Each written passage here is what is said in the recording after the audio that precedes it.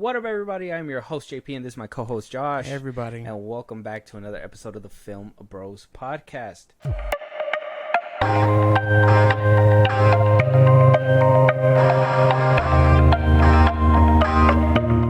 Okay, so, Josh, this isn't your typical episode, okay? Yeah. We are doing some typical things. We're going to go ahead and do a ranking for everybody in the celebration and in the spirit of the Marvels.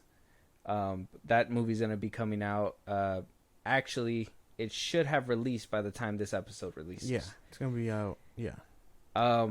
Predictions are kind of all over the place. Doing poorly, actually. Yeah, very poor expectations, reactions, poor everything. Yeah.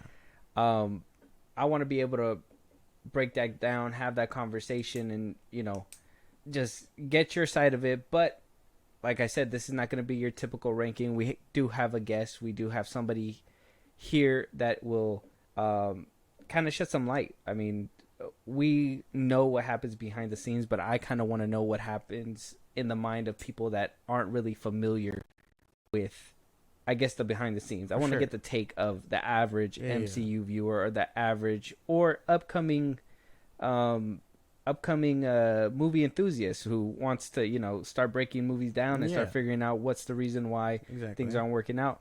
But before we introduce our guest, can you go ahead and let the viewers know where they can talk to us, give us a movie they want to review? If they watch the Marvels, let us know how the Marvels goes. Good luck spending your money on that one. And if they want to support us in a big way or catch a live stream one day. Twitter, TikTok, Instagram at FilmBros Podcast. We post new episodes or applications up there for any news or movies you want us to cover. Or let us know if you like the Marvels. Listen to us anywhere you get podcasts at FilmBros Podcast, Spotify, YouTube Music, things like that. Support us in a big way. Buzzsprout, link is in the bios of the socials I just gave you. Supporters get special thanks and special perks just for you guys, so we recognize you for helping us out. Subscribe to our YouTube at FilmBros Podcast, and then catch a live every Saturday and throughout the week on our Twitch at FilmBros Podcast. And with that being said, we're going to go ahead and start jumping right in. Like I said, we have a ranking. We have a guest. I've been talking to him all week. He seems like a good dude. He has his own podcast. It's called the Pita Joe Podcast. And we got the host himself here to go ahead and give us his take and his ranking as well when it comes to the MCU as a whole. Joe from the Pita Joe Podcast. Hello. What's up, guys? Hey, man. How's it going, bro? It's going. It's going good, actually. Obviously, you know, we want to get your take on everything. We want to give you a chance to go ahead and let the audience know about your podcast, what you bring to it, and your kind of perspective. Just let the people know who you are. Yeah, like you guys said, my name's Joe. I started the Pita Joe Podcast. It's I try to make an everything podcast about entertainment, mental health. Mental health is a big thing for me since I recently just went through a divorce. So I almost started the podcast as basically a way to vent and talk about things and get a lot of stuff off my chest and help out other people that are going through the same issues as me or already have been.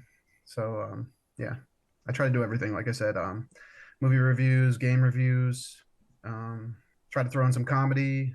Like I said, mental health mainly. Very good. Yeah, sounds good. Sounds dope. I've actually listened to a few of your episodes. I think they're great. I think one thing that really put me on was your, I believe it was your review of a Netflix show. I'm trying to remember what it was called. I believe it was like Did a couple. Yeah, it was a Netflix one. I heard your Halloween one as well, and I was a bit offended, as you said, that Insidious wasn't scary because the monster looked like Darth Maul. It looked too similar. I was like, "What? That's my boy. You can't just call him out of pocket wrong though? like that." Does he not look like that though? Well, he does. Yeah, but you don't have to say it. Yeah, you don't say it out loud because now true. I can't watch That's the true. movie the same anymore. You know? Yeah. I'm like, It's man, like what Scary Movie did for movies. Yeah. For horror movies, yeah. Maul hit some hard times or something. Apparently, got beat up by some kids in the afterlife or whatever. But I do love Insidious. It's just that whole I don't know, it's just a bad guy. just doesn't do it for me. No. Okay. All right. I guess It's that's too fair. close to home. Yeah, it's fair. That's completely fair. So, obviously, we've talked about certain things. We have an episode out actually today about basically breaking down a Variety article and talking about actually talking about that whole article about Marvel wanting to do some very desperate things. We wanted to get your take on it right now in a couple minutes, but I kind of wanted to start by kind of asking you. You're a Marvel fan, right? Yeah, definitely more than DC. Yeah. Oh, Oh, damn. That's I some love beef with both. Josh that you're gonna have to handle Yeah. in I mean, in I a love little both. bit. Don't get me wrong, but Marvel's just a little higher for me. Interesting. Okay. I think it's just I don't know, just the recent DC crap. Like I don't know, they just haven't appealed to me recently. I love like the Dark Knight series. That's my favorite, but Yeah. Okay. just the recent That's stuff fair. I can't do. Okay. So I'm pulling up the screen right now for you, so you can go ahead and Okay, go ahead cool, and yeah. look at it as well. But obviously, the Marvels is going to be coming out on November 10th. That's why we're going to be doing this ranking to kind of see where is the state of Marvel, where is our mindset. Obviously, I'm going to be taking notes to make sure we're all on the same page because there's obviously a definitive answer, and we're going to find out here today what are the best MCU movies out there. When were you first introduced to the MCU? Did you watch from the beginning, or did you jump in from a certain point? Honestly, about 3 years ago, Oh. I watched every single movie straight for like maybe like a month straight.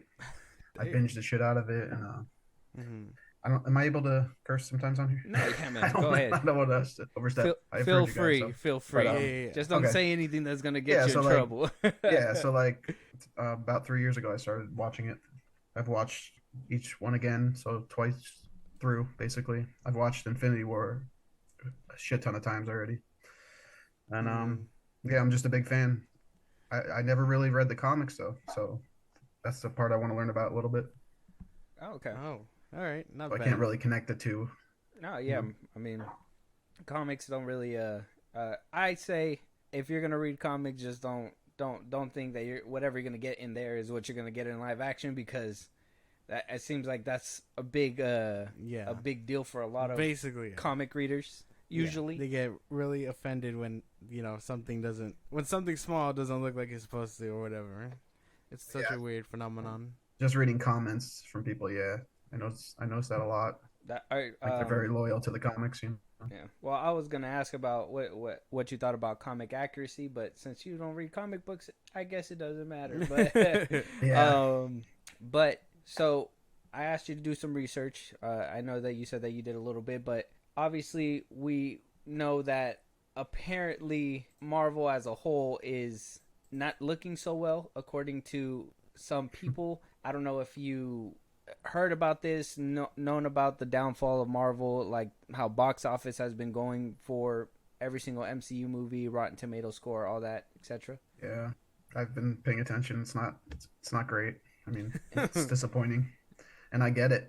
I really do because they've been letting us down recently. You when have out of curiosity, have you felt like you've checked out of Marvel? Are you still invested? Do you watch them? Do you check them out? I checked out after She-Hulk, honestly, 'cause She-Hulk. Okay. that is the worst to me. Okay. I can't even stomach it. Like, I got like 3 episodes in, and I was like, nope. Okay. can't. So you did watch the shows then? Yeah, I love like WandaVision. I love Loki. Okay. I love Hawkeye. Okay. That's Oh, interesting. You liked Hawkeye? Interesting. Interesting. Yeah, I know it has really nothing to do with the MCU at this point, but I just liked who's the chick in it? Oh yeah. Oh, There you Haley go. Haley Steinfeld. Steinfeld's character. Yeah, I loved her character. He got I his just love the mind on show. straight. I really do like the show. Yeah. Oh hell yeah. Yeah. So, that obviously we know about its issues. We got obviously we got a few more movies that are supposed to be coming out soon. Thunderbolts is coming. Fantastic Four. Echo, we just got a trailer for that. I don't know if you wanted to checking that out yet. Yeah, it looks like it's gonna be like violent, like more mature. Yeah. So they say. Yeah. So they say. Yeah, so they say. Yeah.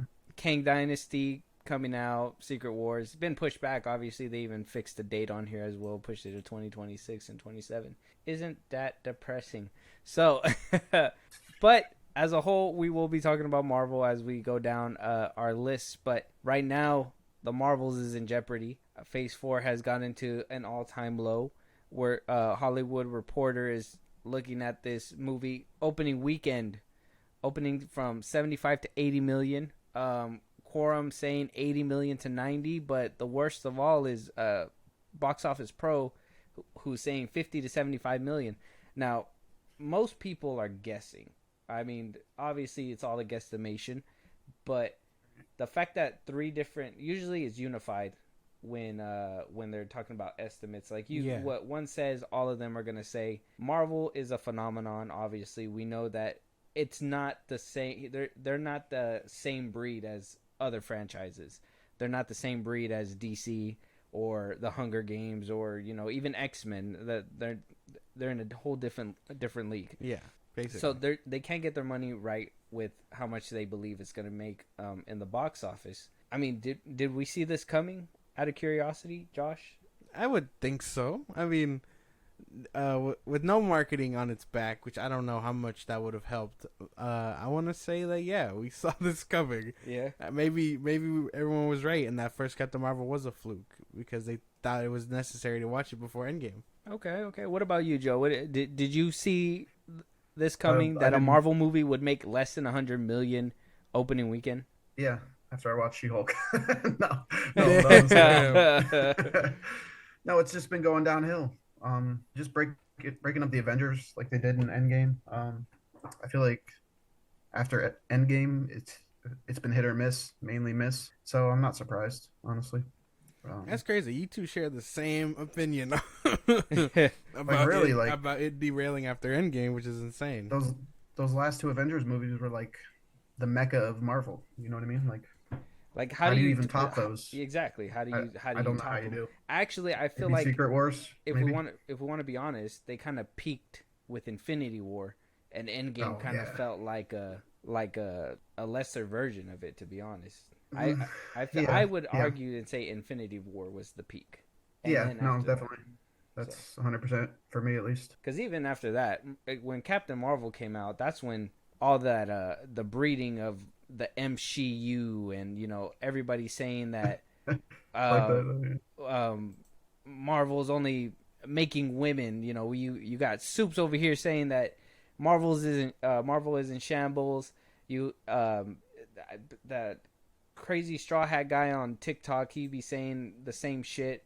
But there's certain specific people that say MCU. I mentioned it to you, Joe. I gave you a list through DM. I don't really like saying their names because I don't like to give it clout, because I don't believe women are ruining the MCU. I don't believe that at all. Do I feel as if there should be a time and a place to put them in there and not feel like they got to be forced? That's something. I mean, everybody in Endgame and during Endgame said that whole scene where all those girls were kind of put together to fight Thanos felt kind of forced at the time. Like, oh yeah. And then when the boys put out a girl fight scene, everybody was like, oh yeah, like this was organic. This felt like it was meant to do that. So people could do it right. I personally feel Marvel hasn't been doing it right, and making a heavy change that heavy-handed is hurting the fan base as well. What are you guys? What are your guys' thoughts on the whole MCU epidemic? Well, I don't like it. I hate that they say that. I can agree though that really not shoehorning, because I guess that's a really bad word for me to say. It's more of just they haven't done very well of propping them up like they were supposed to. Mm-hmm. Wanda was turned into a villain even though she was a good guy. She was probably the only one to get that development, and then she died. But Captain Marvel basically hasn't gotten that development. She got one movie, and now she's supposed to share the spotlight. Miss Marvel wasn't my cup of tea. I didn't really watch it. And then, Monica Rambeau, I still don't really care for her character outside of what she does in WandaVision. Yeah, she's great in WandaVision. Yeah. One of my favorite characters. What about I think it comes Joe? down to Disney.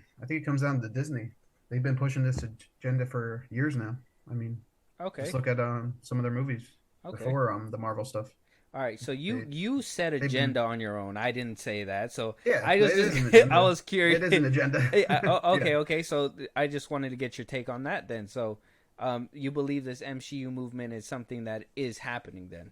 Yeah, I just don't like the whole woke movement. It Oh, does okay, feel okay. forced. Yeah, yeah. And It's it's definitely far left. I feel that. I 100% feel that. I know what you mean because I've talked to people who watch these movies and they tell me that that's what they feel as well. Like there's a lot Yeah. of wokeness within these movies, a lot of leaning left ideology. Now, I don't want to go into the politics of all that. I feel like that is Yeah. something that starts. I'm the same way on my podcast. So I don't Yeah, like to I talk feel like politics. that goes too far. But I will say there is some validity when one says that they could be shoving certain ideas down the viewers or the consumer's throat. Like before, it used to be organic where you were wanting to come watch these movies. Now it feels like they're not only trying to give you a movie but tell you that something underneath it all, right? Oh yeah, yep, definitely hidden agendas. But not so hidden, I should say. I mean, a lot of it's blatant. But yeah, it's all agenda based. Interesting. I mean, Yeah. it's there and it's underneath and it's everywhere. It's not just Marvel and Disney either. I mean, it's a lot of movies nowadays and shows. Yeah. Yeah, Yeah, yeah, well, yeah, yeah.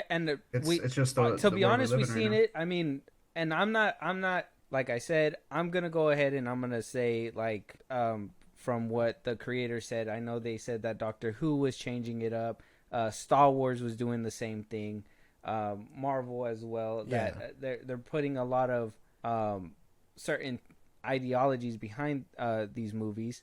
Now, obviously, Disney's more of a pioneer for how would you say, like a lot of younger generation ideas. So could we say potentially that maybe we're outgrowing the MCU? I mean, it is. I think it is comic book fatigue too. Comic book I fatigue. know, That's Okay. another way to like put movie it as wise, well. I really think it is, and I love comic book movies, but they So need to space it out more, put out less. now, are you I just really think directing that that? even as a fan. I mean, that's DC and that's MCU. I mean, Okay. both. So you're just sick of like the genre in general, superhero genre? I don't want to say the word sick, but I feel like they're rushing everything. They're trying to put out too much quantity over quality. There's too Yeah. much quantity over quality right now. And before it was Oh quality. yeah, we've been saying that for a while. I feel like every MCU fan at least has been saying that for a while about the whole quality over quantity. Some say it more than others, and some only shill it out. But I mean, I really feel like that's just the main thing where now they're taking it slow, or they're trying to take it slow with the whole revamp and Echo and stuff. But yeah, it definitely feels like it's a lot of quantity over quality. Yeah, definitely. Yeah, and that I would say that's something that is affecting this movie and has been affecting a lot of other MCU movies is that quality over quantity, right? The CGI has been a mess. VFX Yeah. have been kind of bad. The acting, we can admit some scenes don't really hit as they're supposed to. That kaiju fight Oh. in Moon Knight, crazy. Random ass kaiju fight. Have you noticed that, Joe, that there was a lot of shoddy CGI and all that? Oh, definitely the CGI, which I don't understand in this day and age, how they could fuck that up. But yeah, it's been ugly. Where there's a I mean, will, there's a way. Quantumania- Believe it or not, they're not Quantumania paying was people bad. fairly, and they're wondering why they're not getting any yeah. work. A lot of it is the strike too. I mean, people just aren't working as hard, and I don't really blame them. I mean, they're getting walked on, most of them. So, but I do think there's a fix. We need better balance between comedy and seriousness as far as the storytelling goes. When it comes to the MCU, Yeah, like Taco, I forget how to say his name. Taco Waititi tries to force too much comedy into his stuff, which I love Like- comedy. I'm a big comedy person first, but he tries to put too much and not enough seriousness. There's a time I and a think that place really hurts for his it. films. is okay, what I have a say. question. I gotta And ask. they're doing that with a lot now. I got a question, Joe. You gotta answer me, man. You gotta humor me. Did Yeah. you like did you like Ragnarok? It's in my top 10. I'll tell Okay, you that. so Love and I Thunder like turned comedy. you off. Love and Thunder turned you off. That's in my top 10 too. Here, listen. I'm a big Thor and a big Captain America fan, so that'll just tell you enough. But I don't like the serious Thor movies. the first two, Interesting. but I liked the last two. I know. I get it. I said they force feed it, but a lot of it's funny, especially Ragnarok to me. I love Okay, Ragnarok. so are you one to like find comedy within your within like you like the more humorous route that Disney has been kind of going with Phase 4 and 5? As long as they're mixing in some serious stuff, I don't mind it. Like Guardians 3 did it perfect, I think, for the most part. It wasn't a great movie, but the balance was nice because they had like a lot of deep scenes and then they had like funny shit. You know? Okay. Josh, I gotta hear your take, man. Interesting. I know he's already disagrees Like with me. I get this, it. you are blowing Josh's Am mind I- right now. Okay, Yeah, first from the top, you heard what he had to say, Josh. I need a response. I mean, I don't really, I've said it multiple times. I'm not a big fan of all that heavy-handed comedy. Like, I think Taika Waititi's humor and James Gunn's humor aren't for me. I've seen Taika Waititi's other filmography. I've watched Jojo Rabbit. Like, it's funny there, but maybe it's because he tried to take that and he tried to do too much goofy stuff with Love and Thunder. And then Ragnarok, I wasn't really vibing with Ragnarok anyway. I'm not a fan of that Hulk. You know what I mean? Like, Yeah. I'm sure we'll dig into that when we do our ranking and we find out where you place those movies. But Well, for me, yeah. I just don't vibe with that kind of humor. It's too To me, childish to me. I feel. to me, it's more I just love the character of Thor and the character of Captain America. I don't know. That's I interesting. don't know. Oh just no, like see, the Captain story America, behind it. I get, but Thor for me, I'll say it now, like I don't really like. I've said it before, but I don't really like Thor in his solo movies. I prefer him when he's in the Avengers, and like Yeah. he peaked for me in Infinity War and Endgame. Yeah, and that's Yeah. where I usually tell him to put the pipe down, but he doesn't do it. I knew we would have disagreements, but that's great though, honestly. Yeah, no, Because it's all opinion, you know. yeah, no, it's It's great. fun. I like the. If we all I like- agreed, it wouldn't be as fun. You know what I mean? Exactly. I like this. I like it. It's good tension that we can cut with a Yeah, hell yeah. with a butter knife if we want. Not a real knife because I don't want you guys poking each other with it. But Can I throw in one thing real quick? yeah, go ahead. Did you see that RDJ signed a contract to return? We have I not don't know if heard it's for any. Secret Wars. Yeah, I saw it on multiple sites. He just signed a contract to return to Marvel. So That probably just happened recently. Iron I Man's coming haven't back or seen it. something. I've been I just saw preparing it for the today. episode, but if that's something that's happened and it's already a done deal, that's insane. Because I was about to ask you myself, the article that we did bring up earlier. What do you think about them even considering bringing them back and bringing back the OG cast? Well, because I heard for Secret Wars, isn't that is it like a multiversal thing? Like they could bring like different versions of them back or something like that. I don't read the comic books, so I don't really know how Secret Wars turns out. But from what I heard, it's a multiversal story. So Okay. I think they could bring back a version of him, right? If I'm not mistaken. Okay, so you would want him back then. Oh hell yeah! Yeah. I love Robert Downey in that Okay. role. Because Who wouldn't want him back? my opinion on that, I would prefer, and for those listening out there, we did talk about this. There's an episode out right now you can listen to, so go check that out. # self plug. But I even said myself that I don't mind if there's a variant of an Iron Man to come back, but to bring back RDJ just out of desperation isn't a good look for the company, and I don't think it would be the positive outlook that you would want for your universe when you're trying to drive something forward. I would say a variant would work though. But I feel like they're stuck in the mud though. Like that would prop them back up. So you in my think the opinion. desperation move should be done from them? Yeah, as a fan service, yeah. I mean, they did it with Spider-Man, right? Well, I mean, I guess They brought that the would fan be service. That's the a good thing. argument right there. Yeah, no, that would be the thing because if they have the Hail Mary option, which is bring them back, right? And obviously that could get them the touchdown they're looking for. But then, critics will obviously be like, well, no, we know it was a cop-out. Granted, it worked, and they went for it. But at the same time, we'll know it's a cop-out. But that's assuming that they do it right, though. Because you could Yeah. bring them back, but if you're still making these shows and movies the way that you have been, like Love and Thunder, fucking, It's on my list. as I know, Eternals, fucking Shang-Chi, like all those movies, if you're making movies like that, it doesn't matter if you bring RDJ back because you're just going to do some bullshit like that. And I Wait a would say would hurt RDJ's image more than anything he's ever done in his life. Even drugs? No, I'm Yeah. like, Even being in prison, I don't know. I mean, he bounced back and became Iron Man. So I mean, Oh hell yeah, prison was good for him. exactly. He said, I do not want nothing up my butt. I need to get my shit together." Mm. Man, so that was a little Shang-Chi diss, right? No, that's what it sounded like to me. I honestly, there's some movies, like I said, Marvel as a whole, there's some movies that I still enjoy, but there's movies that I enjoy that they put out there that don't really do anything for me besides, okay, I can watch this once in a while, like get something out of it, and then move on. Shang-Chi is one of those that I would put in that category. I can probably watch it once in a while for the hand-to-hand combat, and I do like the whole the fight scenes with how when he learns his mom's moves and the mom and the dad or all that stuff, but it doesn't have enough to make me want to be like, fuck yeah, I would vouch for this movie for everybody to watch, because I honestly believe if Marvel's going to be putting out movies, even bringing back RDJ to put out certain movies, that they need to make movies that are for everybody and not just for whoever the hell is watching it right now. Because what the hell is going on with half the shit that they're doing? It doesn't make any sense to me. Yeah, I don't know how to explain it, because they were on such a roll for such a long time, and now all of a sudden it's just like shit after shit, like they just can't get it right.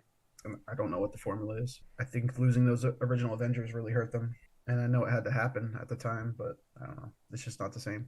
Yeah, that was I would say is a big L for Marvel. They shouldn't have never eliminated them so fast. I mean, I guess it wasn't fast. 10 years is a long time, but if you know that these are the household names that you made, I don't understand why you shoot yourself in the foot and just get rid of them and try to blow past them.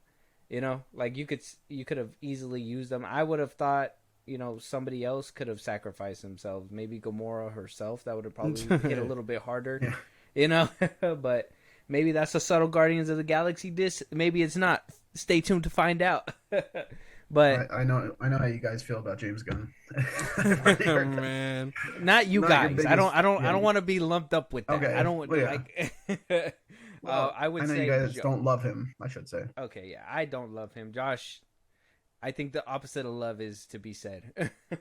he shot my dog, man. No, The best way to look at this for me is look at the original Avengers and look at what it's lining up to be right now. Like, it's just not interesting. I mean, Captain Marvel. Who else we got? We got that who's the teenager chick? Miss Marvel. Miss Marvel. Oh, yeah. Like, they're just not interesting. They're not a dog. You know what I mean? Like, I don't know. It's just, does that compare to Thor, Captain America, RDJ as Iron Man? Like, it doesn't at all. Like, it doesn't even touch it.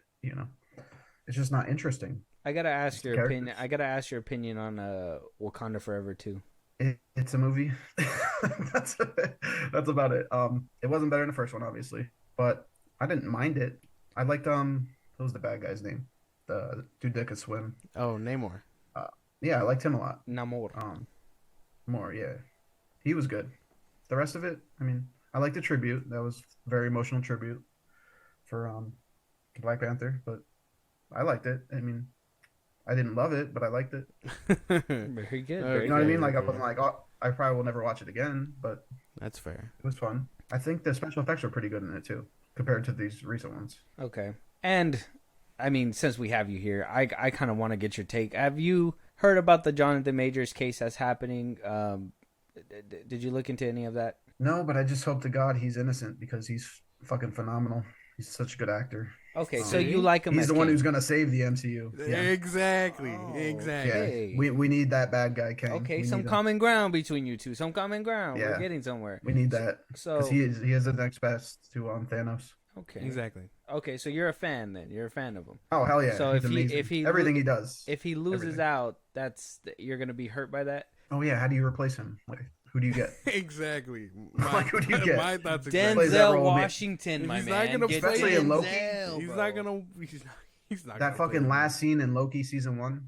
Oh my god, he was incredible. Oh yeah, man. I'm telling Incredible. you. Like, I can't even. He's just incredible. To lose that talent would be devastating for the MCU. Exactly. See, common ground. Nah, he got some Yeah. point. Yeah, I can't even cap. He got some point.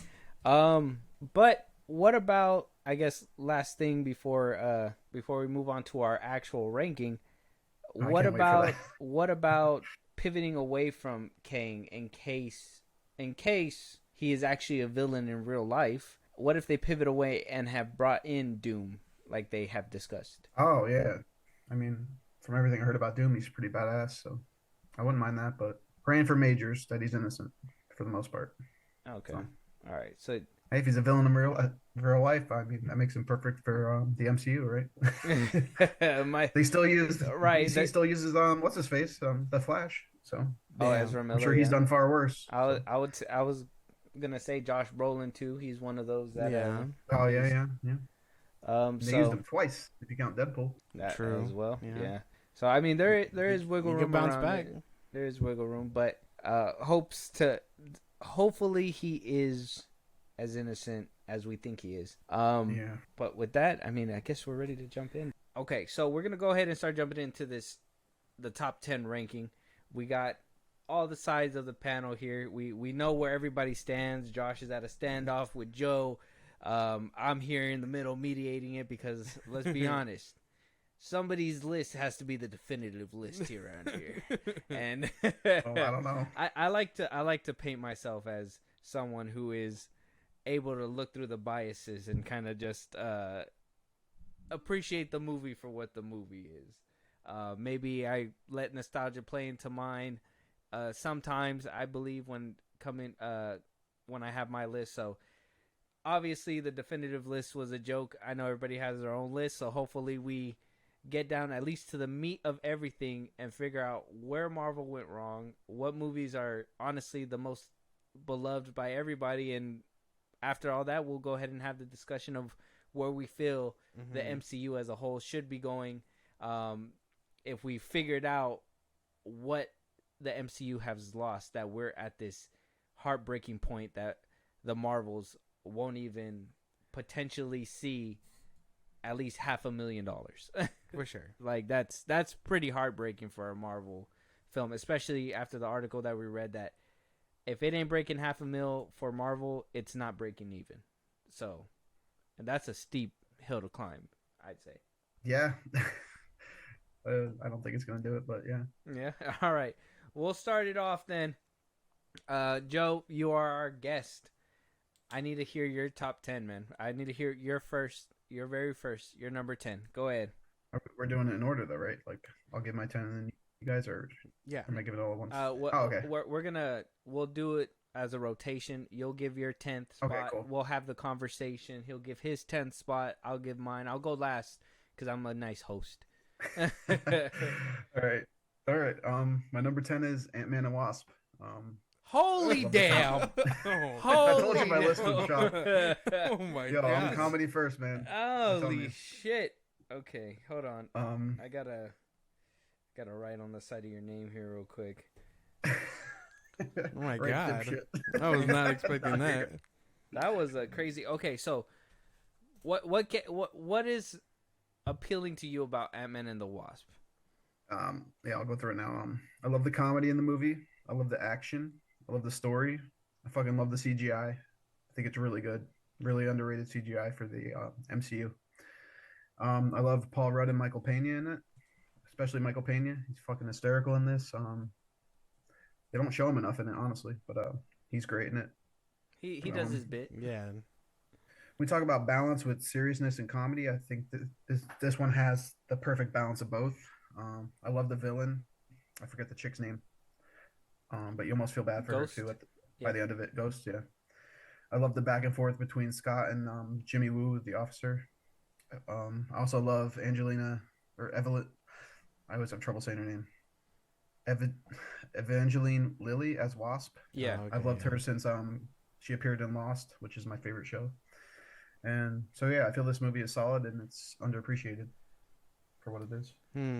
I appreciate it for what it is, and that's the bridge between Infinity War and Endgame, along with Captain Marvel. I really, that's a Interesting take. I can see that comedy really does play a part in the list. Are you more of a like comedy fan out of curiosity? Is that like your favorite genre? Uh, comedy and horror. Yeah, Comedy and horror. Okay. they're completely different, but yeah. Yeah. Yep. The completely different sides of the spectrum, but I mean, hey man, it no judgment Oh. here. I honestly that's the first time I've ever would have heard anybody put Ant-Man and the Wasp Yeah, no. out Yeah, there it's like probably that. not in anybody's top 10, Yeah, honestly. I don't know. It would That's be the first that's a new one for me, actually. Yeah, goated response for just coming out swinging in the, Basically, in yeah. the beginning. But So you got to admit, like the CGI was really good in it. Like, I when honestly they do the I big do Ant-Man. It's been a while since I've seen it, if I'm being for real. I do enjoy the Ant-Man CGI. I love when he goes small and then like you can see the specks in the air and Yeah. you know when he goes big, the actual weight that he carries when he's that big. I do like the kitchen fight scene with Wasp in the second one, and I like the dude as well. The one with the one that comes out in that show that I told you about. What's his name? The dude with the teeth, and he's the one of the villains. He's the guy, the one with the suit. Oh, yeah. You know what I'm talking about? I The one that can't. turns into MODOK, you talking about? No. No, not him. The Okay. in the second one, it was the broker dude, the business dude. Yeah. The one Oh, okay, he was yeah, in yeah. American Yeah. Ultra. There you go. Yeah, he was in American Ultra. I'm trying to Okay, remember his name, but I liked him because I honestly like him as an actor. I like seeing him in different like roles.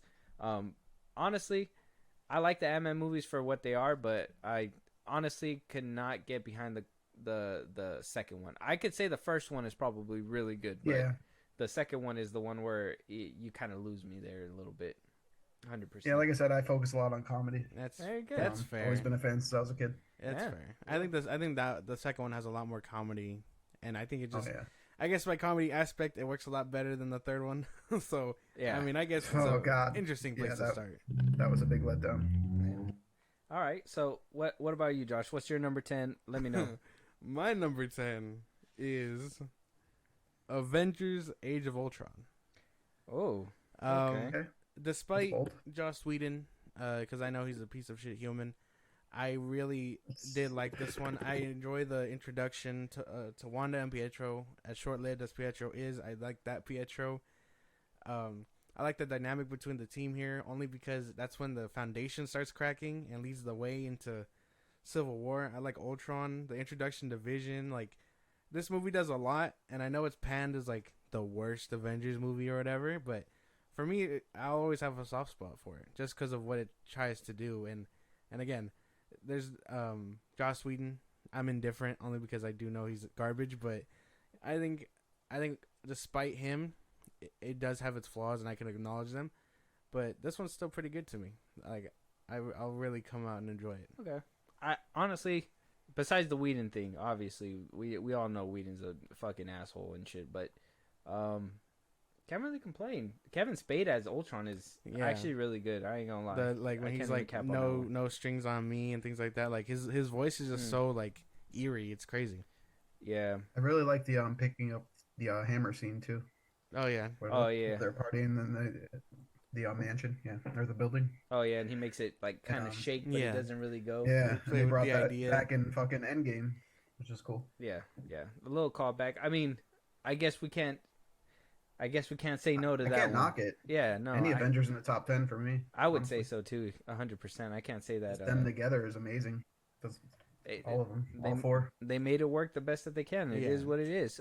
So no gripes from you, Joe. You agree with? No, I mean I could see it being in there. Yeah? Yeah. Okay. Very good. So, my number 10. You guys ready for this? It's gonna be Go ahead. Iron Man 2. Ooh. Okay. Iron Man 2. Iron Man 2. I know they a lot of people say it's the worst Iron Man movie. I disagree. I think 3 is, but yeah. We probably agree on that one. I feel like 3 is probably a little bit down, but I still don't hate 3. I would like to say that I like the PTSD aspect of it and all that. But Iron Man 2, it has a special place in my heart. I like, even though I feel Whiplash is kind of like a bitch in this movie, I fucking love what they did. Elon Musk having a cameo in there was just insane watching as we were growing up. The Iron Man going through his drinking problem is something that I was like, on board with. I was like, okay, this man has all this power.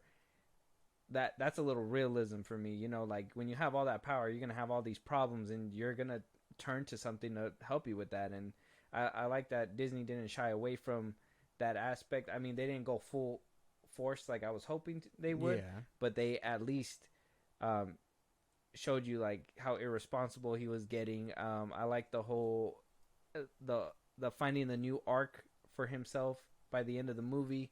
The whole it still makes me like tear up watching it now. Is like that whole relationship with his dad when he's just watching the videos and he's just like, I can't live up to this, man. That's something that hits home all the time. But yeah, this movie being the worst Iron Man, I can't say that that's the case. I think it'd be Iron Man 3 too. And come on, the fucking suitcase suit up scene, bro. That's hands down top 10 scenes in the MCU. Iconic for sure. 100%. Yeah, definitely. Yeah. No real gripes other than that. Too low. Too low? Too low. Oh, okay. Okay, so that's a little sneak peek for him. What about you, Joe? I'm ready for anything. I'm defending. I like Iron Man more in the Avengers movies, to be honest, but I'm not. You don't like him in his solo movies? No. I don't know. I'm not a big fan of the solo movies. No? That's interesting. No, I love that's RDJ, but why is that? Elaborate. because he's kind of an asshole in those movies. Like he's not very relatable. He's what do you say?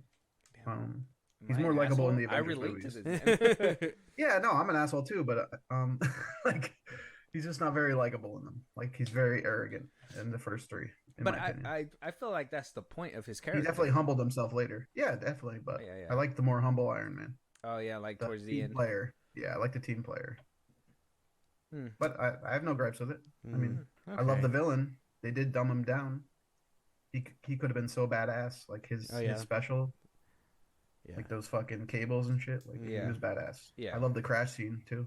And, yeah. It's a good movie. Has a lot of good moments in it. 100%. I can't knock that one. It's just that it's too more low for me. Than, it's too low. Yeah, damn. What's interesting about this list, and I think we're gonna come to find it out, is there's 32 movies, and we only have 10. So you don't really know where it's gonna go. You know, we need like 10 people to get like a definitive. I know. Yeah. 30. It's great, man. I 10 love out of 30. That's what I was doing too, because I'm one of those that I have to like write them down, visualize them, and then I gotta like redo the list. I do the list at least 3 times when I'm like doing it because I just really want to like be thorough. And I'm just like, damn, like there's 30 movies. A good chunk of them got to go real quick. So that was easy. I was just like, doop, doop, doop, doop, doop. And then I was just like, after that, it was like choosing between my babies. I was like, what am I doing here? So but I yeah, go ahead. No, that's you. Go. I did the math, and I think maybe 2 of them will be the same for all of us. Maybe not the same spot, but 2 of them in the top 10. That was my guess. I think. Interesting. I could be wrong. That's weird. That's interesting. I think at least 2 of them. I would say at least that could be on all 3 of our lists. I would think the all Avengers movies would be in top 10. Wait, all of them? I would assume. I'm not gonna comment. Yeah. No. Damn. Okay. All right. What's your number 9, Joe? We need to hear this. We need to keep going. You're gonna bash me for this one, I think. Multiverse of Madness. Holy fuck, bro! What the hell? I love Sam Raimi. I love the horror aspect of this. They got him with the agenda. Dude, they got this man with the agenda. I'm obsessed with Elizabeth Olsen. I'm obsessed with Wanda. Yeah, WandaVision is my favorite show by far for Marvel. It's not even close to me. Yeah, I think the good outweigh the bad in this. I fucking love the scene with Wanda destroying the Illuminati. That was so badass. The CGI was top notch there too. It wasn't expected for me, at least, and she just fucking racked them real quick. You know what I mean? Yeah. I just thought that was really cool. She was definitely OP in this, obviously, and I love her performance as Scarlet Witch. Okay. So this was an easy top 10 for me. That's fair. And I get it was a letdown in some aspects, especially the multiverse part, because they didn't really explore that besides what like a 1 minute falling through. Going through different dimensions all quick. Which was cool though. I feel like Multiverse of Madness is it has a lot of good moments, but I don't think the movie's good. I You like know what I think it could have been better as a show to actually show the different worlds. You know what I mean? Like, expand more on it and all that. Yeah, yeah, spend a more of a little bit more show. time. That Yeah, that would have actually made a perfect show. Yeah, because that yeah, would have they can go to different multiverses and be on the run technically through episode, and that would yeah. have been something worth watching. Yeah, maybe Because they Fucking teased us hire with all us, those Marvel. worlds. What the fuck, bro? Yeah. Like, oh my cooking god, up all these ideas. oh Each episode a different world, a different multiverse. Like that would have been cool. yeah, yeah. Really cool. Um, yeah. I like I said, I think great moments. I'm not sure about great movie. I don't know about top 10 material, but what about you, Josh? No real gripes. I would say I don't want to give it away. No, but I mean, I guess I'd say it's too low. I mean, if you were gonna place it anywhere, I think it should be a little higher. But I guess it's fine. At least it made it to top 10. Nine ain't bad. Yeah. I think you guys are gonna be like. So, what so the- you liked it then, right? Yeah, I liked Or you it. appreciate I liked it a Okay, lot good. more than he did. Oh, I was too harsh. I think- I'm the bad guy. Yeah. You know what I think the problem was? All of us overhyped it. Like all of us. Well, yeah. 'Cause the trailer was amazing. When we heard like the horror aspect, we were expecting a lot more.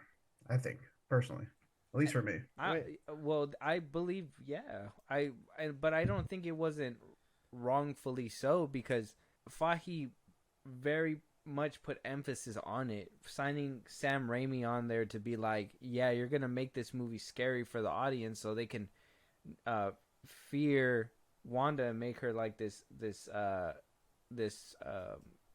villain in this one, so the Sorcerer Supreme or whoever, Doctor Strange, can go attack her and show off the multiverse in that fashion. There was going to be some dark universes that Sam Raimi could have highlighted, but they completely snuffed out his vision in to sacrifice it for that formula that Marvel likes to throw in there. So I thought it had potential. I mean, the rumors and the leaks that were coming out, I mean, I heard they're real. I mean, a lot of people say that they're real. It's just that it will never see the light of day, because some of them, I mean, that one fight scene, that previous fight scene that leaked or whatever that was shown, of Wanda like decapitating people, stabbing them, all that stuff, that was some rated R shit that Marvel was not gonna allow, and that would have made that movie 10 times better. And if it was lacking in the multiverse aspect, for sure. I mean, that's the thing. Wanda as a villain is cool and stuff, and she does badass things, but this movie would have benefited if they would have just kept with Nightmare as the bad guy. Save Wanda for another day. Yeah. Build her up to be that villain. Yeah. How are you going to take her from WandaVision, where she kind of just walked away fine, and all of a sudden she comes back, but evil? Well, no, she was. They should have She was built reading it that, up a that little dark bit more. book though. yeah, by the end of the movie, or by the end of the show, but it was it was. they were quick, making yeah. it seem like she was tamed, trying to look for her kids, and then it went from looking for her kids to turning into a frantic, like, how to say, like some kind of obsession really quick. And I understand that does that to you if need be, but I would have thought Doctor Strange would have been all over her way before anything like that. I don't like how she was just completely overlooked, and then in the next movie that she seeing that he could see she's the future, like he did in was it Infinity War? basically, Where he's like, I see all these possibilities. Yeah. basically. Or He even would've got a then, ping. because I mean, if she's a threat and a nexus to the multiverse, why wouldn't he? He should have got a ping or something. because even then, I mean, what did he do to Thor and Loki in Ragnarok? Where he's like, oh, Loki is a threat to the universe, you got to get him out of here, and then he got him out of there kind of quickly. Yeah, like that should have been something like that. Doctor Strange should have stepped in immediately. Yeah, exactly. So that, I mean, like I said, cool moments. I wouldn't say story. It was all there. There were some things lacking, but I think that's happening with a lot of Phase 4 movies. Continuity is just not sticking anymore, and I think that's an issue within Phase 4 as well. So that's another thing. Yeah. I think you guys are gonna not like my number 9. See. Okay. Why you say it like that, like a villain? We ready? Or Yeah, you gotta sell this shit. nah, Say it's man, the I'm best. already prepared to get scolded, man. My number 9 is Captain Marvel. Oh, whoa. God. I actually really like this one. Interesting. I remember when we I went want to to hear the the theaters. explanation. Yeah. Yeah, when we went to the theaters to go watch it, I remember really liking it. There is some moments where it's like, what the fuck? That is probably why it is at 9. But I don't think those events don't hinder it from being a good movie for me, at least. I like the ending where she shows up and shows out. The big fight scene she does have, like her powers and stuff. Like, this is what I mean though when I say that they put her on this big pedestal, and then she kicks ass in Endgame, but in her sequel she's probably gonna take a back seat. So, but I like that they teed her up to be this powerful thing, and I guess the answer to Thanos' stones or whatever. I know that sounds wrong, but kind of funny. And I kind of, I don't know. I kind of enjoy this movie. I like out of the two movies between the bridge of Ant-Man and Wasp and this one to Endgame, I think this one goes like a good chunk away just to set her up and then be like, no, she's this badass in Endgame. I mean, I'm gonna start my response with, I'm not mad because Captain Marvel was fighting with Iron Man 2 and a couple other movies for 10th spot. So I don't hate the movie. I just thought that there was a tad more potential there. But otherwise, it was near top 10 material for me. I really don't have a lot of gripes for it. I like Jude Law in there as the villain. Mm-hmm. I know a lot of people say they hate Brie Larson, but I really don't have any personal issues with her besides she could be a bitch in real life sometimes. Like, that's about it. Like, women shit, I don't care. But other than that, I mean, I guess one gripe would have to be the whole cat gouging out Samuel L. Jackson's eye. I gotta say, like, that was a letdown. Like, okay, that's the badass thing that happened to his eye. That's so stupid. You thought it'd be more epic, yeah. Yeah, it was kind of dumb, but other than that, I mean, I can't really say too much about that one. But what about you, Joe? What's your response? I feel like we should have done like a bottom 5 list. Because this would be in it for me, honestly. Like, I'm not knocking it, garbage. The only redeeming quality is it took place in the 90s. That's about it for me. You saw a blockbuster for crying out loud, bro. Yeah, and I'm a 90s kid, so yeah. I just think Brie Larson isn't likable as an actress. I don't know. I don't know. She has a bitch face. I don't. Yeah, everlasting bitch face. Yeah. Do a negative things. Yeah, I didn't like I don't know. I didn't like anything about it, honestly. But hey, it's all opinion based. If you love it, you love it. I heard one thing. I'm not gonna knock you for it. I heard one thing, and let me know if you've seen this clip, Joe. But there was a deleted scene that came out of Captain Marvel, where I guess Brie Larson basically humiliated some dude and the biker guy. Yeah, the biker guy. I guess he was hitting on her or whatever. Yeah, and like did all that, and it really got people hot for some reason. Like if they were trying to, like she was trying to make her seem all like, I don't know. I didn't really get it, but did you see that clip? No, but she just seems non-genuine, like almost like a fake person to me, at least. Like I don't know. I could see that. That's not what killed it for the movie. I just didn't like the story. I mean, Jude Law was great in it, but I don't know. I don't like it. Yeah, and then obviously if you have some kind of issue with the lead person, it's going to be very hard to watch. It felt like a filler movie. Like, I don't know. I know it did connect. Well, backstory, I mean, the argument's there. I feel like it was a filler movie. Well, yeah, but I mean, I don't really like the scroll stuff. The Wasp. Okay, he got the you scroll there. Stuff Joe. To me is really corny. I don't know. I just don't like the whole scroll thing. See, I don't like the fact that they introduced the scrolls to do what they did with them now. I thought the introduction of it and then kind of lacing it around the MCU like in Far From Home and stuff, and then leading up to Secret Invasion was cool. But then I don't mind them in the background too. But they didn't like stick the landing at all. So I was just like, well, should we have done that in the first place? But I mean, I don't know, man. That's crazy. So I didn't know you felt that way about Captain Marvel. So yeah, I guess the question is, are you watching the Marvels? Oh, yeah, I'll watch it. Yeah. Okay. I have no hype for it at all. All right. It's That's just a fair. movie to me. Maybe you can come back The for the trailer didn't review. even sell Yeah. Yeah, okay. We'll talk I'd love about to it. do more stuff with you guys. You guys are fucking awesome. and you we'll guys are keep in honest. touch, Like, bro. I love that. We'll keep in Yeah. touch. This is gonna be good conversation. We will Yeah. keep in touch. Yeah, hell yeah. But very good. I mean, Captain Marvel then is your number nine. I mean, I can't argue with what he's saying too, because I've heard those arguments as well. She's a very unlikable person.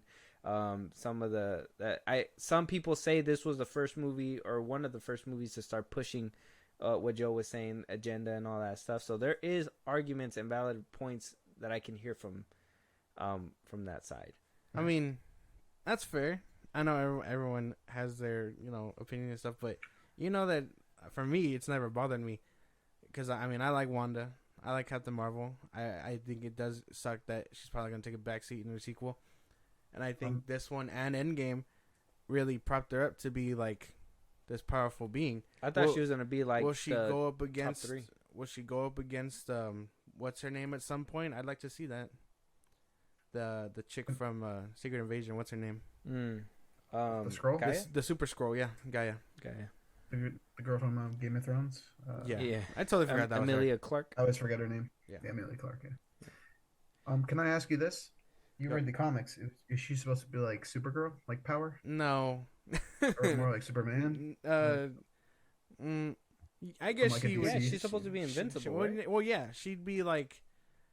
I guess she'd be the answer to Supergirl if that was the case. Because if Hyperion is the answer to Superman, then yeah, I guess Captain Marvel would be the Supergirl. You vibe with her more because you've read the comics. No. less? The comics do her dirty, bro. In Civil War 2, Really? she's on this power trip, like She's a real bitch. It's not. It's Sounds not, like Brie Larson. It's not Sorry. good.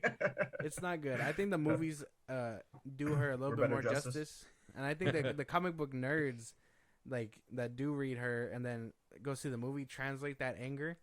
But Yeah. to me, I mean, she has in the movies at least, she hasn't really given me the thing to rub me the wrong way. Yeah. In the comics, she does a lot of shit to like rub me the wrong way. Wow. Yeah. Well, that's fair. That's fair. So you think the movie version does her A better? little bit, yeah. Yeah. Okay. All right. You got to read the comics, Joe. Yeah, that's why I figured I'd ask. I like to throw the comic questions. Oh yeah, out. you can. I mean, you can He read knows them. his comic shit, so. There's nothing bad in them. I would say if you really want an unbiased look, stay away from Civil War 2 because that's where she's the biggest menace of them all. But other than that, I mean, she has good comics. She's part of the Avengers in the comics right now, so. Speaking of that, will there be another Civil War? Because I feel like they could revisit that at some point.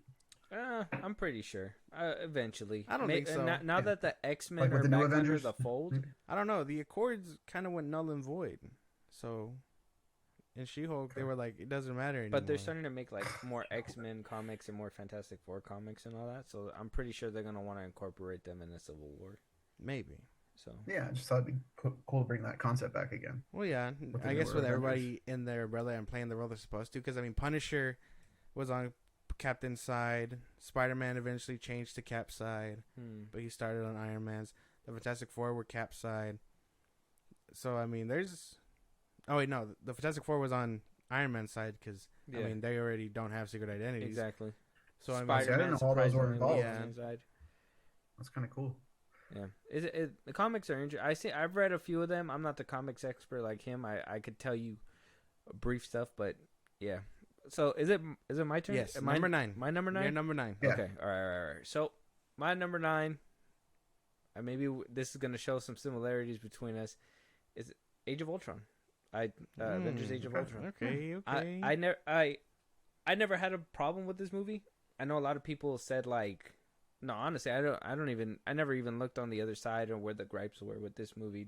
Would you know? The gripes mainly come from, like, I guess not balancing story, not to do and then the whole Hulk and Natasha Romanoff stuff, which I only have a problem with because they don't follow that up.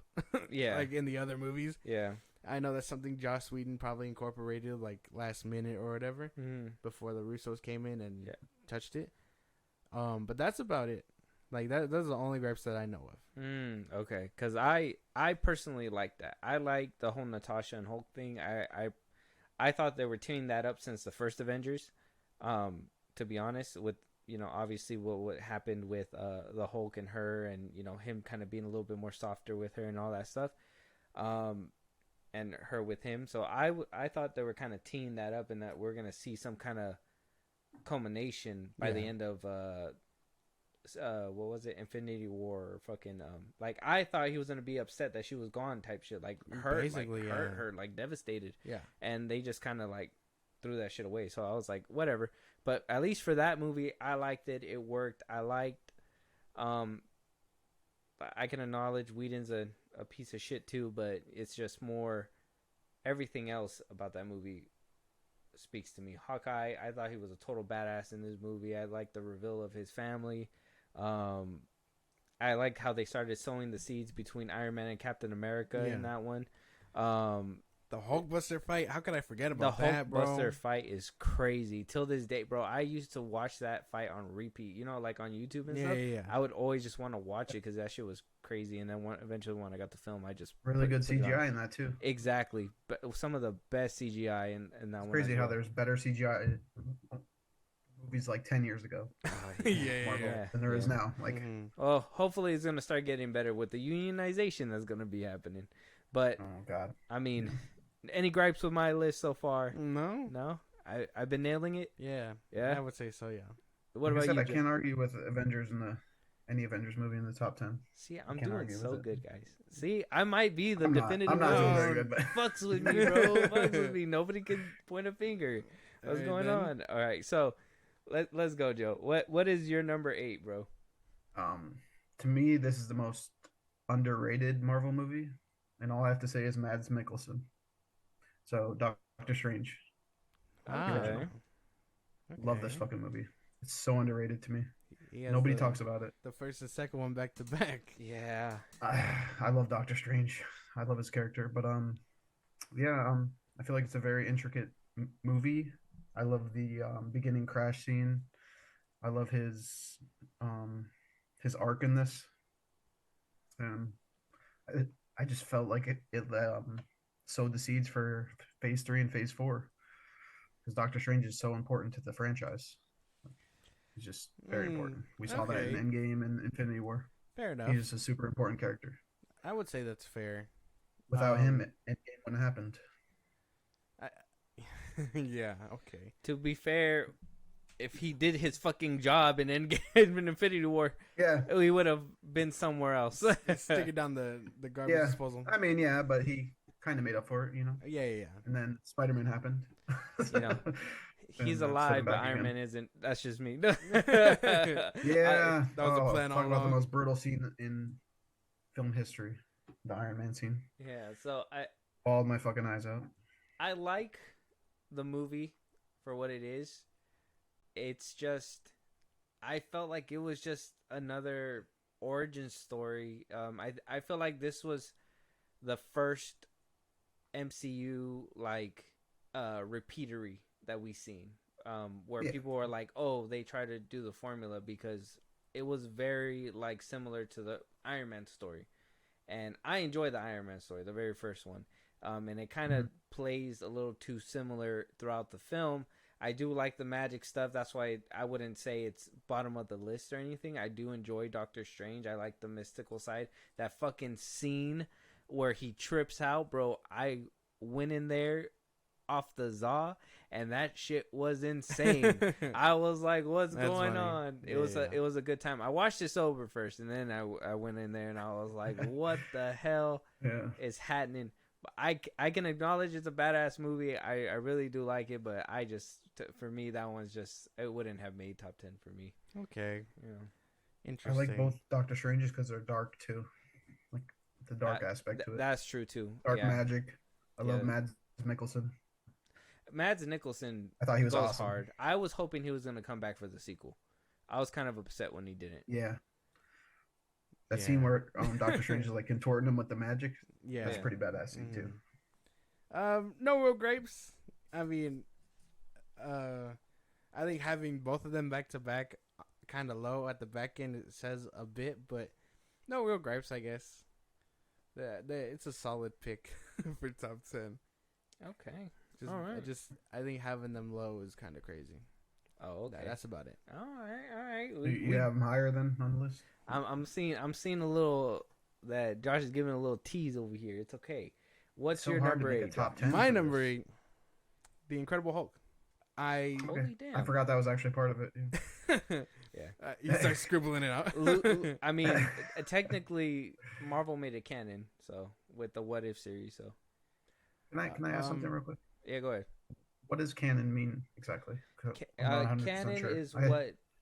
is what Marvel basically is going to go by. That's sacred timeline, if you will. They're basically going to make sure that that's what Like we've seen the in Loki, steady stream. kinda? Yeah. So like, you know how Okay. they changed from Iron Man, Terrence Howard as War Machine to Don Right. Cheadle. Yeah. They have yet to explain that change, but they Yeah, decided he to just do. looks They different. decided to do that with Mark Ruffalo in the What If series, and decided to show universe where that same scene happened in the field, but it was just with Mark Ruffalo's character. So they basically said like the MCU has a universe where that happened, where Mark Right. Ruffalo is the actual Hulk. So it made it canon Yeah, to what it's the a canon MCU has. So Okay. whenever the MCU decides to retcon something, that means that they made something not non-canon anymore that we believed was supposed to be canon with their universe, because now that they have a universe, there's supposed to be rules and etc. that they live by. Okay.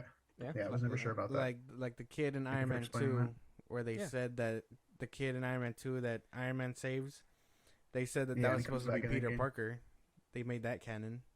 Oh yeah. That was one thing. See, I didn't know that. I don't remember that. Yeah, that's supposed to be like a thing. So, and that usually happens when like people theorize and speculate off, what, you've seen those videos on YouTube on like new rock stars and Yeah, Supreme I love Crush. New Rockstars. Yeah. So, you know how like they break it down and be like, oh yeah, they threw it back to this time and they said that this character is supposed to be connected to this character, blah, blah, blah. They do theories. Well, Marvel and a lot of franchises like to please the fans by making Wars, them right? canon for like the universe and stuff like that. So it's good. Yeah, I always hear that with Star Wars a lot. The canon. Oh man, that's a We should do a Star Wars list. I would love that. oh Well, man. yeah, 'Cause I have some bangers up there. We- You'd be like, what the fuck? yeah. Me and Josh have been not doing that one just yet. I don't think that our brothership would survive it Survive it? because Yeah. he's very passionate about certain movies that Well, that's if a good I reason get to do too it. if I get too honest about it, we might have to call 911. So it's a big deal. But maybe for May 4th, we might see if the gloves come on. Okay, well, back I to would the love to see Incredible Hulk. Yeah, I exactly. Yeah, actually really like this one. It's a classic to me. I know people sweep it under the rug. Obviously, I mean, he just said he forgot about it. But for me, like, I've never forgotten about this movie. To me, Edward Norton and this version of the Hulk is so much better than Mark Ruffalo's version of the Hulk. I know they're supposed to be the same person technically, but there's a clear difference in vision and things like that. While I can admit it is kind of slow, this is the first time we've seen the Hulk in 5 years since the 03 one, other than cartoons and stuff. I really feel like they got it right by rehashing the story and then making Bruce Banner and Edward Norton's Bruce Banner like struggle with the Hulk and things like that. I wish we would have seen more Hulk. When we did see him, he was kicking ass. Obviously, the college scene is so like iconic. You were just talking about it, and then him fighting the Abomination, also iconic. I feel like this one should be a part of the conversation. The non-She-Hulk abomination. Yeah. Yeah. Not Scar or anything like that. Yeah. That Abomination now is kind of insane. It's crazy the difference that the MCU makes on these people. Do you like the new Abomination look within the MCU? I mean, other than that, it looks comic accurate. I could have done without it. Okay. It just looks more comic accurate. I'm not I mean, really it was a fan kind of the guilt or the fins on the ears. That's why it was kind of crazy that this is the first She-Hulk and I guess Shang-Chi were the first times we've seen them since the '08 Yeah, Hulk. but they just made him a goofball. But yeah, and then they basically turned him into a goofball. But I mean, other than that, he just looks comic accurate, and that doesn't really change anything for me. Okay, all right. You know what? That's fair. And you know, I can't even, like he said, who, the Incredible what? He's not relevant here, but I will admit, it is a fun story. I like the movie. I like revisiting it. The CGI is amazing in that movie. Hulk's great in that movie. Edward Norton's great in that movie. It's just, I guess, in the overall scheme of things, it doesn't matter anymore. Fucking Norton, what the fuck, bro? You just had to nail the role. Bring him back. Yeah, honestly, all he had to do was nail the role. I would say too, I wish that they kept Norton. Bruce Banner, I liked him when he was younger. He just seems like he's just getting old now. So it's like, you know. But Norton would have still made like a good Hulk if he was like working out and shit like that. Like, I don't know. I just Norton would have been better for me. This is just my thing about the MCU Hulk in general. I feel like we got a lot of character progression in that movie alone, and then by the time we see him in Avengers, they regress him so much, and it's like he beats around like a gorilla. I don't really fuck with that. In Age of Ultron, they're giving him a love interest that I didn't really fuck with either, and he still beat around a gorilla. In Ragnarok, we get some development, but I really hate how goofy he is.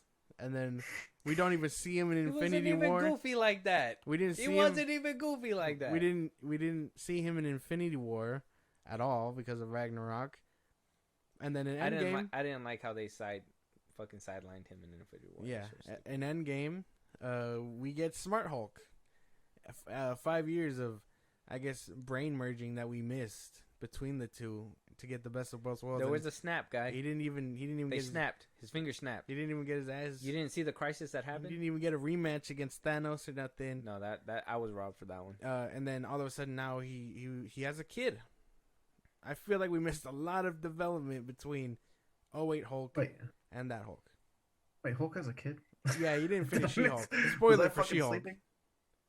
Oh, okay. Well, I'm not gonna watch it anyway. So okay. Well, yeah, they 3 confirmed episodes in wasn't She-Hulk enough for that me. he has a kid. Yeah, he's on maybe child support and shit. Maybe You his missed kid it. will be Ed Norton, and we'll be lucky. Yeah, you missed it. He's on child support. She-Hulk's still shaking ass with Megan Thee Stallion. It's crazy. Yeah, I have no gripes on it. It was Hulk before he lost his balls. I mean, basically. Yeah. Not trimmed his balls. They neutered Hulk. not the Hulk nuts. But like when they cut him off, did they just go back to Banner's nuts? They mailed him to Scarlett Johansson. Damn. But yeah, my number 8, The Incredible Hulk. What's your number 8? All right, my number 8 is Homecoming. Ew. What the fuck? It's Homecoming. Gross. It's Homecoming. I'll tell you why. Okay. One of the best Spider-Man stories put on screen. 100%. Vulture, Michael Keaton as Vulture. Chef's kiss. I'll give you Vulture. The chef's kiss. Tom Holland as Spider-Man. I get it. He's young and all that stuff, but I genuinely enjoy him in and out of the suit. He has some kind of energy to him. I will say that they kind of need I hope they don't like regress him when they bring him back and they just keep up with the more mature, because now that they kind of progressed him to that point, I don't want to lose that. But at least for the movie, I thought it was fun. I liked that he was your friendly neighborhood Spider-Man. He fought when he needed to fight. The ferry scene was great. Iron Man being in the movie makes it a plus for me. RDJ got a fat ass check out of that shit. And yeah, man, by the end of it, I liked it. The airplane scene, Michael Keaton scenes were intense. I like how they introduced the Shocker, but fucking just disposed of him. This is what I mean, where I always thought like superhero movies were gonna like start introducing like their dumb villains to basically have them in the beginning have something to do, so they don't have to waste time on like dumb exposition and shit. Yeah. They could just be like, oh, he's out here catching these bad guys. This is him getting the Shocker once again. He got out of jail. Oh, whatever. But no movie fucking does that, bro. And I was hoping that this movie was gonna set that up, but But other than that, I really enjoyed this movie. It's great. Interesting. Except for the cutscene. Fuck you, Marvel. You fucking tricked me in the theater that one day. I still remember. Yeah. You little bitches. Human. Still mad about it. No? Anybody? What? Josh? Man. Come on. The ending where like he's looking in the puddle and his mask in the face. Come on. You can't say that wasn't good, bro. There's only a few scenes where it makes it fine, but the rest of the movie is kind of I can't. And you just a hater, bro. That's crazy. Vulture, I'll give you Vulture. Keaton Okay. killed it as Vulture. He does Vulture so much better than he does Batman. Yeah, 100%. Yeah. And like that's about it. I mean, it's top 10 is crazy, and not even like Damn, my first L of the list. Like not even like I feel the pressure. I guess it's bottom tier 10, but damn, that's insane. Yeah, it's not top 5 yet. I would never put it top 5. But You also don't like the Tom Holland Spider-Man, right? No, Like I the don't. trilogy. No, Yeah. I don't. I remember that. He's one of from those listening to far your from home Spider-Man people. thing. Yeah. He's one of those far from home people. Yeah. What about you? What any gripes with my pick? I love Tom Holland. I think it's the worst of the trilogy. But it's still a good movie. I like Vulture. The story was so-so. It just I don't know. It just didn't feel like it fit into the MCU. Damn. No? It felt too tame. I don't like his back and forth. Should I be a hero? Should I not be a hero? I don't know. The whole reluctance. He's a kid, man. He's yeah, a there's kid. not He doesn't know what There's he's doing. not a lot bro. of Nah, memorable man. scenes in it for He's me. a child. Nah, man. He's a child. Like bro. most movies, you have like a memorable scene in the MCU, Uh-huh. but I don't have one for that. Maybe the ATM fight. That's about it. The fairy I think scene. that was in. The Was that in fairy Homecoming? scene. The fairy Was scene. the ATM scene? The fairy scene. The scene where he gets saved by Iron Come on, Man. don't call Tom Holland a fairy. No, I'm just kidding. Damn. He did do Umbrella. Yeah, that he one. did. Is that the ATM scene? Is that Homecoming? Where Yeah, he fights it like is. the yeah, Avengers? where he's Yeah, like, okay. I've never like met that the scene. other Avengers before. Or whatever That scene he was says. funny. Well, I that liked was it. good. That was Spider-Man being his playful self. Yeah, I like that little Easter egg scene. He almost got someone killed, but yeah. Yeah. Yeah, I don't have a gripe with it. Hey, I man. mean, Tom Who's your Holland's favorite awesome. superhero, bro? My favorite superhero? Yeah. Spider-Man. Wait, we going with this?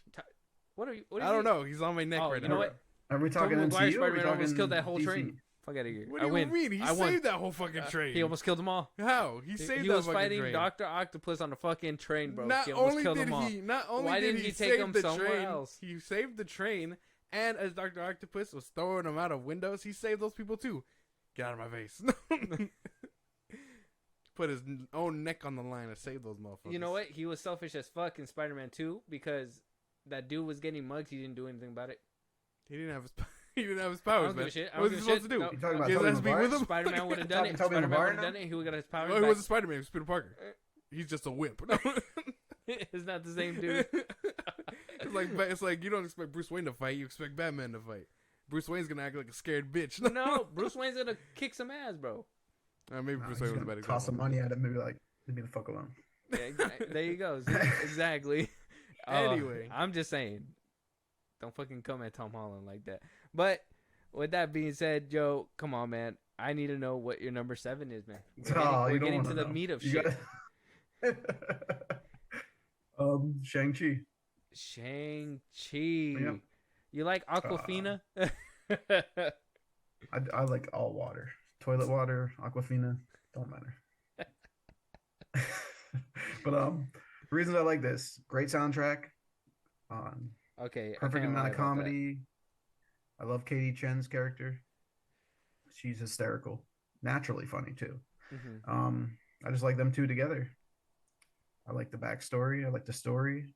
I don't know. It just felt different. Heavy kung fu aspect on it. I loved it. I felt like if Bruce Lee made a fucking a superhero movie. For me, That's what it felt like. I don't know if Shang-Chi is a top 10, only because it has good action scenes, but I feel like that's the only thing it has going for it. No, the story was really good too. I honestly I would say that Shang-Chi was one of the ones that was fighting for top 10 too. It was clawing at the door. I would have said it would have been top 10 material if we would have had more depth for Shang-Chi. I liked the movie as a whole, like the story and the message and everything. Even the fight scenes. It's just, it seemed like the focus wasn't 100% on him. It was about the parents' dynamic. Exactly. And I like the bad guy. That's about it. Can I ask Shang-Chi- something? What happened? What? What are they gonna do with Shang-Chi? Like, Who the fuck knows? are they doing? Is he Suppo- gonna be an Avenger? Is he gonna be an Avenger? Nobody's saying the list just yet. I don't think he Okay. was gonna be made an Avenger, but Okay, I was just curious. I think that he was gonna be part of like, what is it called? Like part of whatever the Young Avengers are doing. Okay. Like, because it seemed like they were gonna tee up Young Avengers, so I was assuming that Shang-Chi was gonna be like their chaperone at one point. You know how they usually have like sequel or anything. sequel. It's still supposedly it's in development, but at the same time, it's been put on pause because they don't know whether or not people want to see him again because of the online controversy he decides to stir up when somebody says I didn't something. know that. Yeah. When somebody says something about his movie, he likes to really speak up about it for some reason. So he's kind of like the Shazam guy. Yeah, exactly. Damn. Yeah, That's exactly what. Okay. Fuck that guy. Yeah. So, and that one, the next appearance that we heard he was supposed to be in was Kang Dynasty. That was like his very next appearance that we were supposed to hear that he was in. But that's too far out. That was my thing with Shang-Chi is that first we didn't get too much development for him, and next you want us to care about him, but we're not gonna even see him for years to come. Like that didn't make any sense. I know, to and me. they set up something weird in his little, in his cutscene, in his end credit scene that his sister was supposed to be rising to power. Well, yeah, his sister was rising to power, and they said that his rings are like transmit like some sort of signal or whatever. That's playing into the Marvels. Is it? Yeah. Oh, okay. That's gonna be. That's why the bracelets on Kamala are doing weird shit too. And if you see in the trailers that the villain winds up getting them at one point. So yeah, but not the rings. It's the bangles that she wears. Yeah. But the rings are connected to the bangles. Fire. They're gonna make a connection. The Marvels, great. Oh, they're gonna have all the. There goes Shang-Chi. Yeah, exactly. But yeah, I don't. Shang-Chi is cool though. I do like the action scenes, 100%. Yeah. And it is funny. I do like Awkwafina. I like her as. I don't really like her voice. I really found it unbearable in like the Little Mermaid as like Scuttle, but like seeing her in Shang-Chi and like other stuff, I really enjoy her. She's like blah blah blah. Yeah. Well, yeah, I guess that's fair. I can see what you mean, but it ain't my cup of tea. 100%. I feel that too. But what is your number 7, Josh? Come on, Number 7 is Doctor Strange. Okay. All right. I enjoy this one. Awesome. I like the magic, obviously, the fight scenes, everything like that. I like Benedict Cumberbatch. I feel like he was a long time coming. He's one of the A-listers that I feel that should have been in the game a lot sooner, like way before Chris Pratt or any of them. You know what I mean? Yeah. I think he does really good, and I see what you mean with the correlation now that you brought it up between Iron Man and him. But I really feel like it humbles him a lot more because it's a profession thing. You know what I mean? He was a cocky doctor. He had the best hands in the business, quote unquote. Yeah. And then, Pause. And then he loses them, and he's still arrogant and pissed about it. He's like, what happens when he wakes up and they're like, they did the best they could. No one could have done better. And he's like, I could have done better. So on and so forth. So he tries to live with that. The journey he goes on with the magic. I like the little conversation he has with the Ancient One. The only thing I don't like is Dormammu. That's like the only thing. I hate how he's just a floating head. Yeah, but I feel like Marvel had an issue with that shit. Villain problems are big, and I was assuming that was just supposed to be like his introduction, and we're gonna see more of him in Doctor Strange 2. But again, they just kind of threw him away. I thought they were gonna do something. Like different. I was expecting. I actually liked his face though. I thought it was cool. I was expecting like the actual like flaming head that we usually get. Yeah, but we didn't get that, and I was like, that's like my only gripe with it. But other than that, I think it's a really good movie. Yeah, I like the whole reverse scene at the end too.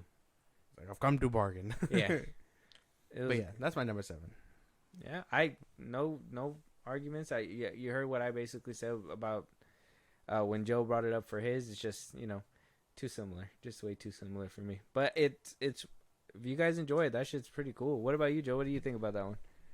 I just feel like that film is underrated. It's so you feel how I feel about like the Incredible Hulk? Yeah, definitely Okay, underrated. Nobody talks about that first Doctor Strange movie. Nah, honestly. His character is so important. Like I said, I feel like Multiverse of Madness did a big number on him only because it overshadowed him, and at the same time, it propped up Wanda. It's not really a Doctor Strange movie. Like it's not. Yeah. It should have just been her movie. All right, then. What is your number 7? This is where the meat gets juicy. My number. Did you hear how I said that?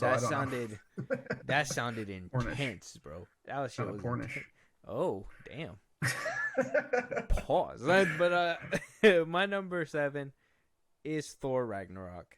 Fuck. I gotta give it to. Yeah, man. I love Thor in the first one. The second one, it dropped the ball. But this one, I felt it encapsulated him perfectly. Not only did he have the comedy aspect, but that they were trying to like sprinkle in since the first Thor because they thought he was too serious. And I can agree. I think there should have been, as him coming to Earth, there should be a little bit more nuance on the new things that he learns. And since he is a cocky guy, he needs to be, just somebody who is arrogant about it, but also tough when he needs to be tough. And I feel like Ragnarok really balanced that out. Plus the fight scene between Hulk and Thor, I really like the development they gave to Hulk as well in this movie. Even though for a second they made him into a baby, which for the context of the movie I can understand as well, because he was basically made a king there, and that was his whole life since he's left the planet since Age of Ultron. So I kind of felt like it gave Hulk that much needed like character arc from that movie to this movie. I like the whole Odin scene in the beginning. Hela as the villain was pretty great too. The ending where Ragnarok actually smashes everything was crazy. The dragon scene in the beginning was funny. I like the chain scene where he's just like, "Oh, I'm coming back around. Yeah, just wait for me. I'm coming." And it's like, I don't know. I really like the movie. That movie, I would have to say, they found the right spot, and then they fucked it up in the next one for me. So, yeah. But Ragnarok has to be my number 7, 100%. Okay. Yeah. What about you? What do you? Not a top 10. I don't think that's a top 10. Obviously, can you agree? I've said my gripes with it before. I just don't like Hulk. I really feel Thor peaks after this movie. The only thing I can really give you, and I can remember very like vividly about, is Loki and Thor's relationship in this movie. Like, I need them to make another movie highlighting them again. Yeah. Because I feel like after all the turmoil that they went through in the first and second one, this is where it takes that turn to show that they actually do care for each other and things like that. And then, in the next one he dies. Yeah. But that's like the only aspect of this movie that I enjoy. Yeah.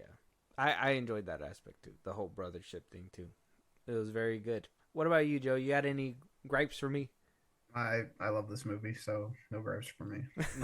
No. See, I'm telling you, I'm perfect solid. amount of comedy, perfect amount of action, great CGI, great acting. I just love it. 100%. Like you said, the fight scene. I'll throw another scene in there. The bridge scene.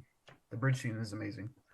When Led Zeppelin kicks on. I was gonna say I could have done without the music. I thought it was a tad too much, but I do fucks with it. And when I watched it in theaters, I did fucks with it. But then after watching it a couple times, I was like, okay, the music could be just a little over the top, but I get it. Taika was trying to go big with it, and at least it did what it needed to do when I first watched it, and it really like drew me in. So it was pretty badass. 100%. I really love the Hulk falling from the plane scene too. He's like, watch this. Oh yeah, that shit was so funny. Oh my god, the whole theater busted up when that happened. I love that part. Damn, love it. I was like, he would have died, but Hulk doesn't. I think that's Taka's best movie, honestly. Yeah, 100%. He wrote a banger, but Josh will never agree to that. It's not good. He won't agree because he has personal biases against this man. Taika? No. Yeah. He has a problem with him. Like he kidnapped his did you dog. like Free Guy with Ryan Reynolds or no? Free Guy was good. Yeah. It was alright. Taika didn't direct that one. Yeah, I thought he did. No, that was Sean Levy. Yeah, Sean Levy. Oh, I thought it was him Levy. because you acted in it too. Oh, okay. He was probably he was in it, but yeah, he was didn't in it. direct it. Yeah, Yeah. I thought he did.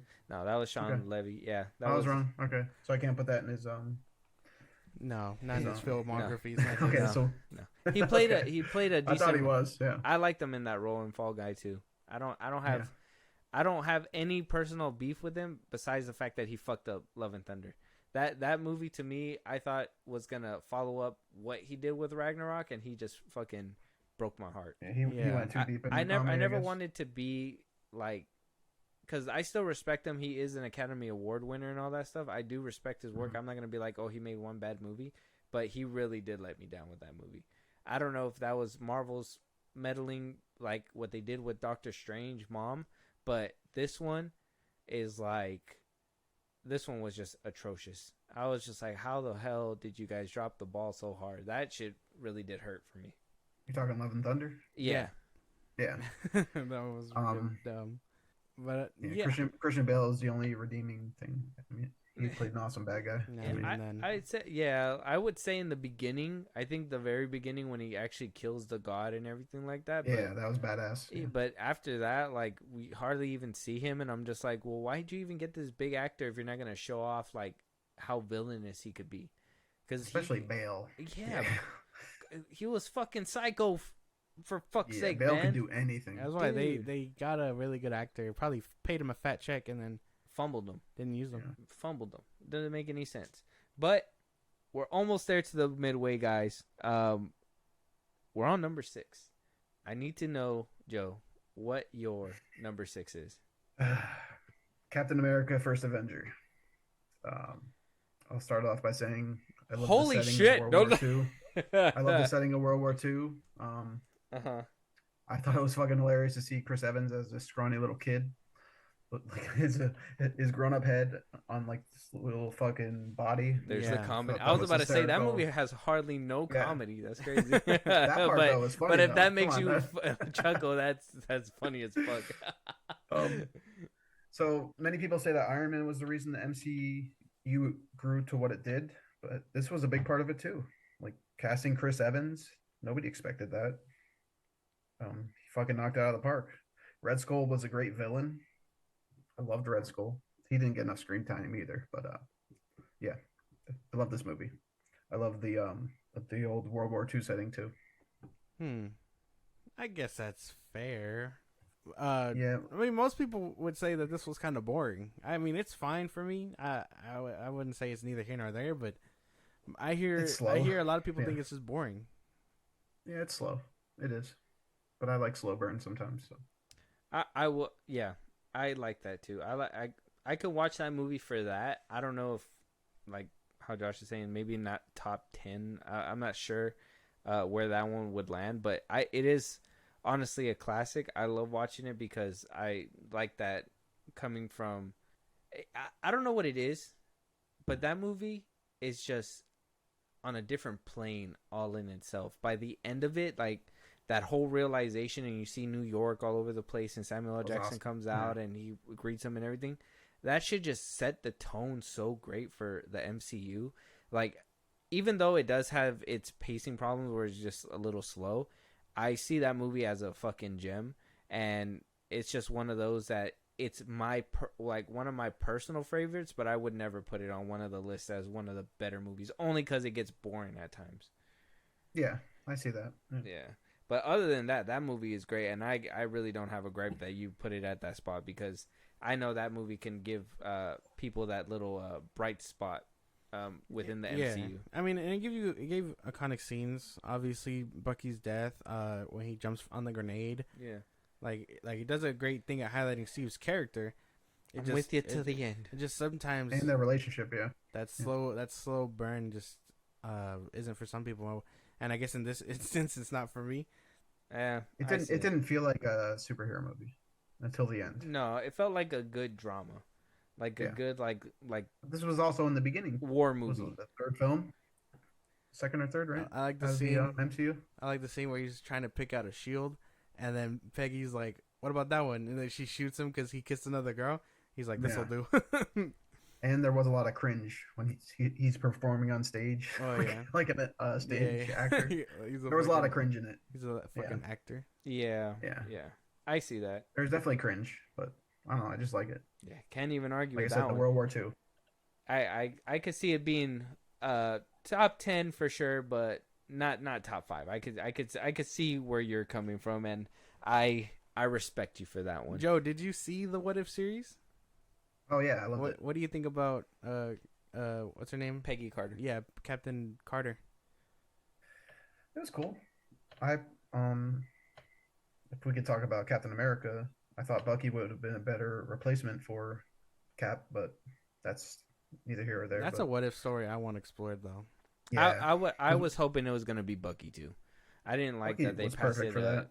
Yeah, I don't know why they gave it a Should Falcon. have just kept Falcon. He was great as Falcon. Yeah, that's what I thought so too. I would have preferred Bucky. I thought they had more of a dynamic that That's why I would have didn't like happened. the show either. Damn, that's why. Yeah, no, I really because The fight scenes were pretty sick too. I like that they're giving Bucky that white wolf thing, but I would have preferred him as Captain America. They should have probably done that. Yeah, especially at the end of Endgame. Like, I felt like it would have been perfect. Yep. Something like that, yeah. But anyway. Or him not get old, or him not be old. Yeah, True. That too. That's another thing too. They just kind of like because they basically killed him without killing him. Yeah. I know people were like, he's still alive. I'm like, no, I'm sure he's dead. Yeah, what was he be 98? that boy was an old man. Yeah, 5 years later, dude. No, that's not happening. What are they gonna do? Just call him? Hey, Rogers, we need you. be the first wheelchair get superhero. No. Oh no, he wouldn't be because of Okay, X-Men. Yeah. Very good. What a solid first half for you. I 100%. We'll get to that right now. Yeah. But Josh, go ahead. What's your number 6? My number 6 is Ant-Man, the first one. I really enjoyed this one as an origin story for Scott. Obviously, Michael Pena is also really funny in this one. I think it sets despite where he goes, this one is a great entry for Scott. I like Hank Pym. I like the actor. The beginning scene where he smashes in that dude's face in the table because he talked about his wife, Janet. I was like, damn, he's a menace. Like, I wish they could have made him. Obviously, he's too old, but I wish they could have made him Ant-Man. But him being Hank was really cool. Mm-hmm. I like the fights where he's small. I like how a lot of it was just a heist movie almost. And then when he fights the Yellow Jacket, that's a great fight scene. Yeah. Like the Thomas the Train. The little That's the one in the bedroom. and it hits him. The bedroom fight scene. Yeah. And then that was great. he's forced to go microscopic, and then he pulls himself out of it because of Cassie. Like, this movie just does a lot, and it's really good. The other two kind of fall off, and maybe it has to do with the drama of them probably taking the script from Edgar Wright. Yeah. But like, if that's the case, Edgar Wright had a good idea, And they should have probably brought him yeah. back. Did you know about that, Joe? That Edgar Wright, you know who what movies he's directed? No, I'm not sure. Have you seen Baby Like I Driver? said, I just started watching recently. No, I heard it was good, but never saw it. Oh, solid movie. Well, Edgar Wright, he was contracted to do he was supposed to do Ant-Man first, but then obviously creative differences with Marvel, they wanted it to be a certain way, he wanted it to be a different way, and because I guess it didn't fit with Marvel's vision, they basically parted ways. But supposedly Marvel still used the ideas that they thought were great and basically put it into the movie, but didn't credit him at all. So That's fucked up. yeah, so that's another thing too. But wound up getting a different director altogether, which, like I said, sucks. But I guess in Marvel's business, that shit's gonna be happening. Yeah. But Josh, I don't know, man. Ant-Man for me You didn't is like the first one? no. Well, I did. I really did enjoy it. I think this is the one where they really balanced the whole comedy and stuff, but there's just better ones out there for me. I really do enjoy it though. Ant-Man's a great watch. The Yellow Jacket's great. Hate what they did with him in Quantumanium, but fuck it, that's a different topic for a different day. The bottom 10. Yeah, exactly. But this movie did a lot. It was ambitious. I did like the whole Scott just wanting his daughter aspect, doing whatever he can. The Baskin Robbins scenes were hilarious. He's like, Baskin Robbins always finds out. Like, what the He's fuck? like, what do you have that's warm? He's like, buddy, it's ice cream. He's like, you know what? On your way out, if you want to grab yourselves one of those there ice cream shakes, I won't say anything. Yeah. I was like, what the fuck? That whole thing is funny. I like how they alluded to Spider-Man in the little funny skit with Michael Pena. I really like that how creative they got with the fight scenes too, where he would like go small and then like use momentum and go big. Like it really shows you the physics of it all almost, and like I just really like those kind of aspects because it really shows like there's some science behind it. Exactly. What about you, Joe? Any gripes on this one? No, I love Ant-Man as a whole. I love the daughter-father dynamic. Being a father myself, so yeah. Okay. Well, there you go. Good amount of comedy Related with Paul Rudd. I like when I think Michael Pena was in the first one too, right? Was it Michael Pena? Yeah.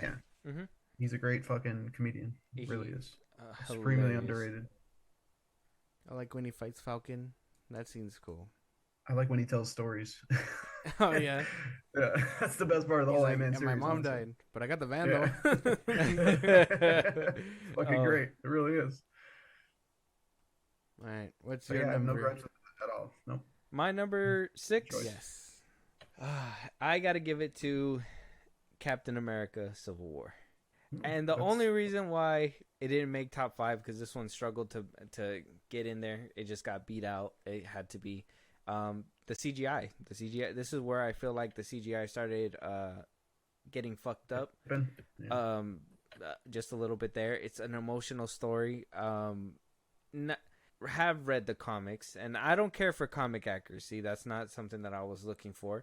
It was just more. It felt lackluster compared to what they did in the comics, but they made it work for the movie, so I enjoyed that aspect. That whole beef, like I said, with in Age of Ultron, was planted between Tony and Steve. Really worked well within Civil War. That I just it's a powerful movie. I thought it was great. Zemo was great. The whole introducing Chadwick Boseman as Black Panther in that movie, it was just the perfect time to do that. The fact that the Russo brothers were able to juggle all that, that scene within the when Iron Man puts his hand on and fucking blocks the bullet, that shit's clean. Scarlett Johansson wailing on Bucky, that shit was intense. The ending with Bucky and Steve and Iron Man, and he's like, well, he killed my mom. Fuck, bro. Fuck, RDJ. You deserve every single dollar that you got, my boy, but they should have never made your head float in there. The introduction of Spider-Man was great. I love Tom Holland Spider-Man.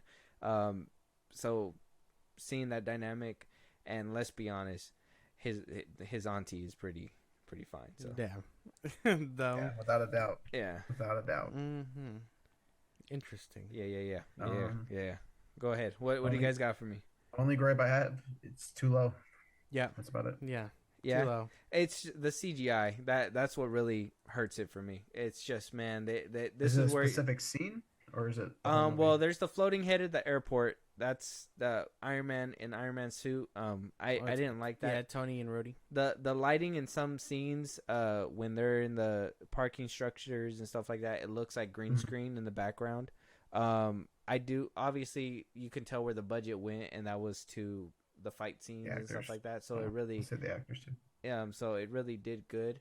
But there was just some really questionable CGI that they could have probably, if they would have took the time and fleshed it out a little bit, because at one point that movie was supposed to be the Serpent Society, so they were gonna go a totally different route, and I think during production they changed it up, and it was like on a short time, and this is around the time where production was really picking up for Marvel, and they were like I think they were making like different scripts for endings, just so they can fake out people who were trying to get insight and figure out what was going to happen at the end and what's going to be in the movie and blah blah blah. So this is where Marvel really started getting shaky, and that's the only reason why I couldn't put it up on top 5. But it's there. It's there.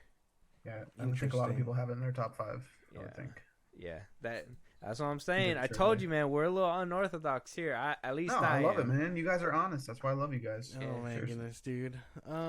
That's about it though. It's just too low. Too low? Yeah. It's a great flick though. I fucking love it. It's a great movie. Like I feel like that's the one I always like. That's one of the ones I always come back to. Yeah. Obviously, yeah. In the comics, it's a much grander scale. I already told you the X-Men play a part. The Fantastic Four are there. Obviously, they didn't have that, so they did with what they could. Crazy that they did get Black Panther and Spider-Man in it. Mm-hmm. That was a breaking deal. Fucking Spider-Man within the MCU, that shit was like everywhere by that time. Yeah, I remember when that trailer came out and he was like under Roos and and he landed, bro. I remember that took the world by storm, dude. And then his movies came out. No, but yeah. Poor Tom. That's why he drinks so much. But yeah, I get what you're saying, man. Yeah. I appreciate you guys not going too hard on me, but yeah, I just CGI. CGI for me is a big deal. Yeah, It really hurts a lot for a movie especially a movie in that grand a scale. Marvel, like there should be no hiccups, like zero at all. Like if you can get it perfect before this movie, and this movie was made later than other movies, there's really no excuse besides you guys just dropped the ball, and that's all I gotta say. Okay, so we're at that halfway mark now. I got you guys' list here. Don't worry, Josh. Everything I can give you except for the Incredible Hulk. That one should have. I gotta say, you should have probably not included that one, only because that's not our Hulk. That's not our Hulk. We've moved on from him. That's not your Hulk. You should move on as well. No. And Joe, you too. Maybe when Shame on you. Maybe when the move Hulk on. gets good. I don't have Hulk in it. In mine. No. Oh. I see. I see what you mean, though. When the Hulk in the MCU gets good, I'll move on. But till then, wait. I don't like Hulk as a character. I don't know. He just doesn't have redeeming qualities to me. Oh, like you like nothing. Like I just don't like his character. Smash, okay. bro, smash, bro. It's like, oh, I'm always angry. I just want a smash scene with Scarlett Johansson. That's Zame. So I'm like, and well, Joe, on your list, man, Doctor Strange 2 and Ant-Man 2. Yeah, Ant-Man 2 is puzzling. Partially Shang-Chi. I don't know, man. I don't know. Those ones were kind of questionable for me for the top 10. But I do see your side. I see the whole comedy aspect that you are incorporating into your list, and I like that. I like that some people enjoy the MCU for that aspect, the comedy aspect. And you saying that really shows me what comedy does for some people. You know what I mean? Like how it draws you into this franchise. Because I always thought, like, who really wants a fucking zinger after, a serious moment? But some people find joy in that. And maybe that's something that I've overlooked with my own personal thing. But I'm glad that the MCU actually does make people laugh and genuinely laugh, because I mean there is some humor injected in there that I personally laugh to too, and some people roast on it, and I'm just like, well, that actually was kind of funny. They actually did a good job with that one. It gives it more of a human element too. Yeah, exactly. Like they're not perfect. Like they can actually make a funny every once in a while. They have faults. Exactly. What do you think? Yeah. I don't know. I just don't know the comedy in I guess later movies versus in the older movies is a lot more different, if that makes any sense. Yeah. But I can laugh at other things, like in Iron Man 2 when they're like, how do you use the bathroom in the suit? And he goes, just like that, and like yeah, no, it's a dumb joke. It's a childish joke, Yeah, and I can so you laugh like at more that. of like the subtle comedy. Yeah, but I think a lot of the older or newer movies kind of just get over like heavy handed with it, and at that point for me, I'm like, that's not really that funny. You know what I mean? Yeah. Like the goats in Love and Thunder. I wasn't really laughing at that. I was like, oh, They overdid it. yeah, They did it like three that's times. just I guess that's just where I draw the line. I will say that Endgame had it right as far as comedy. Endgame had good Perfect. comedy. I didn't like how Thor was the joke, The even butt though of he the was joke, he was in his Fat Thor. depression pit. Like yeah, he got all serious at the end and stuff, but they called him the Big Lebowski and all this and that. Like Yeah. like he was made to be a joke. Yeah. Yeah, that was one thing for me that we'll probably discuss when we, continue going. I'm pretty sure somebody around here got it there, and we're gonna crack into it. Joe, do you have any gripes with our top, at least our top 6 so far? Captain Marvel. Yeah, that's a big one actually. That's in my bottom 5, maybe 3. Other than that, no, not really. No, I like the honesty. You guys just aren't afraid to put movies in there, Same with me. What was that? But yeah, Captain Marvel, like we're being honest about it, so I'm not gonna knock your guys' picks. Well, yeah, it's honesty. Mm-hmm. It's all opinion. Yeah, no, it's not That's gonna be your cup of tea, and I get that, and I think the bottom ones I always say are bottom of the barrel for a reason. You find a place for them, but I think these top 5 might be a problem. Yeah, the top 5 is where everything really, I feel everything comes down to a wire. But Captain Marvel's crazy. What about my list? Everything solid or Homecoming? Was low. I wouldn't have had Homecoming in there. Oh, Homecoming. Wouldn't have don't think it's important. Wouldn't have had Ragnarok. That's about it. Oh. You don't think Homecoming was important? Yeah. You don't think Homecoming was important to the it was overall for Spidey Tom story? Holland's role. Yeah, I mean, but Spidey, it's Sony. I don't know. Like to me, it is part of the MCU, obviously, but to me, I like Spidey in Avengers more than anything because he belongs there more. I was gonna say, you know what I'm saying? Like Sony just kind of ruins it for me. Sony they don't put it all together with the MCU. I don't know. Just something about Sony. It just doesn't feel like genuine Marvel. I see what you mean because there is like Morbius and Damn. There's some. I didn't even watch that. I heard so much bad stuff. There's some movies out there that genuinely feel like a cash grab from Sony. So I can see that from Venom 2. From people. Venom 2. Oh, dude. Thank you. That's in my bottom 3. Oh my god, the wasted potential. And that had comedy with Carnage. too. Yeah, but it was bad comedy, really bad. It was so bad. I guess. Like that. Yeah, it was bad. But it was not bad. He's not within the MCU, so let me help Josh out and just stir the ship this way before he explodes. But with that, we got to start cracking down on the top 5. Top 5. We need to get to. Fuck, dude, the even juicier part of this fucking podcast. It's the top 5. We all know that we kind of have a sense of where things are going. So if anybody has any out of field shit, I'm calling it out right now. I'm just saying it right now. So, Joe, kick us off, man. What is your number 5? What's your number 5? Captain America: Winter Soldier. I went back and forth on the placement of this in my top 10. I was close to putting it higher. But in the grand scheme, this movie, I don't think it's a big part of the MCU main storyline. But I just feel like it's a great movie. The introduction of Bucky as Winter Soldier, I love that. I just feel like he was like a badass character in the beginning of this movie. I love it, like the long hair, the mask. He's a really good bad guy at the time, I also love the badass elevator fight scene. One of my favorite MCU scenes, honestly. So yeah, interesting. I feel like it was a great movie. I don't know if it was underrated because a lot of people do love Winter Soldier. I feel like, but I just like Bucky. He was badass in it. Like, that whole original fight scene in the on the highway or whatever. Love that scene. Okay. Too low. I'll say that right now. Yeah. Too low. Well, that's what I meant. I wanted to put it higher. I was Okay. fighting with that. I understand. Top 5 is, I always come to the thing of just like, they got to fall in line. I get that. Yeah. This one, you put it in the wrong spot. No. Yeah. But, I mean, yeah, I can see why it made top 5. At least it made top 5. Yeah. Yeah. For me, I'm just gonna jump the gun because we're on the same page. I got to give Captain 2 on my 5 as well.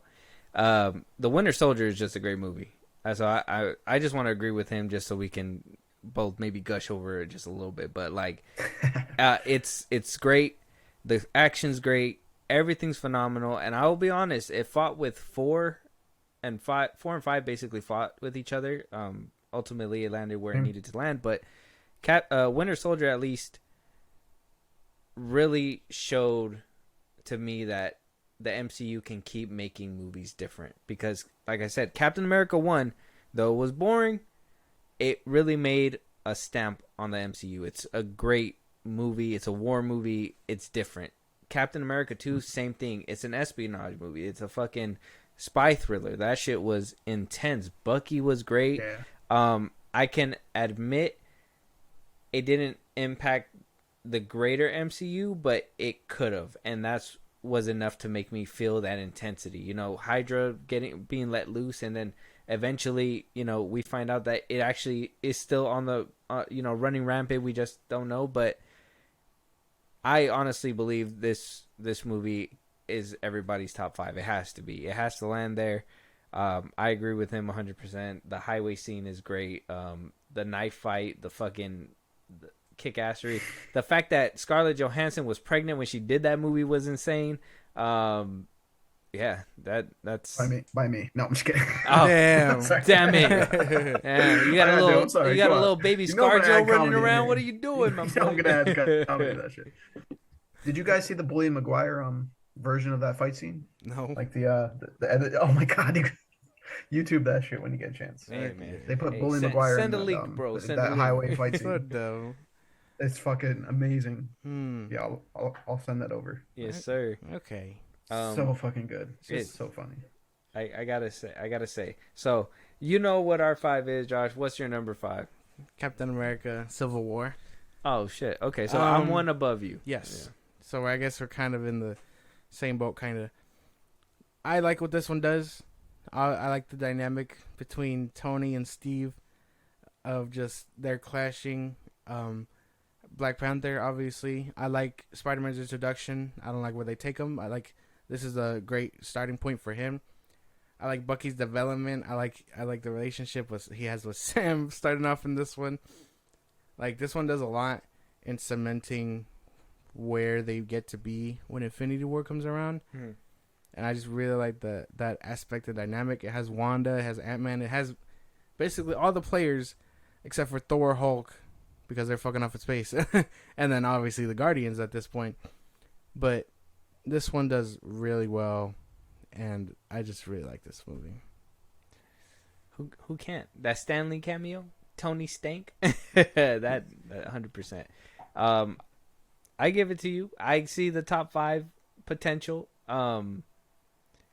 Just the CGI, man. It's just not there for me. That's you. And already know. Zemo, oh man, like even those scenes aside, you know what I mean? Because yeah, they are gripes. It's the same gripe I have with Infinity War, seeing Bruce Banner's floating head in the fucking suit, yeah. Hulkbuster suit.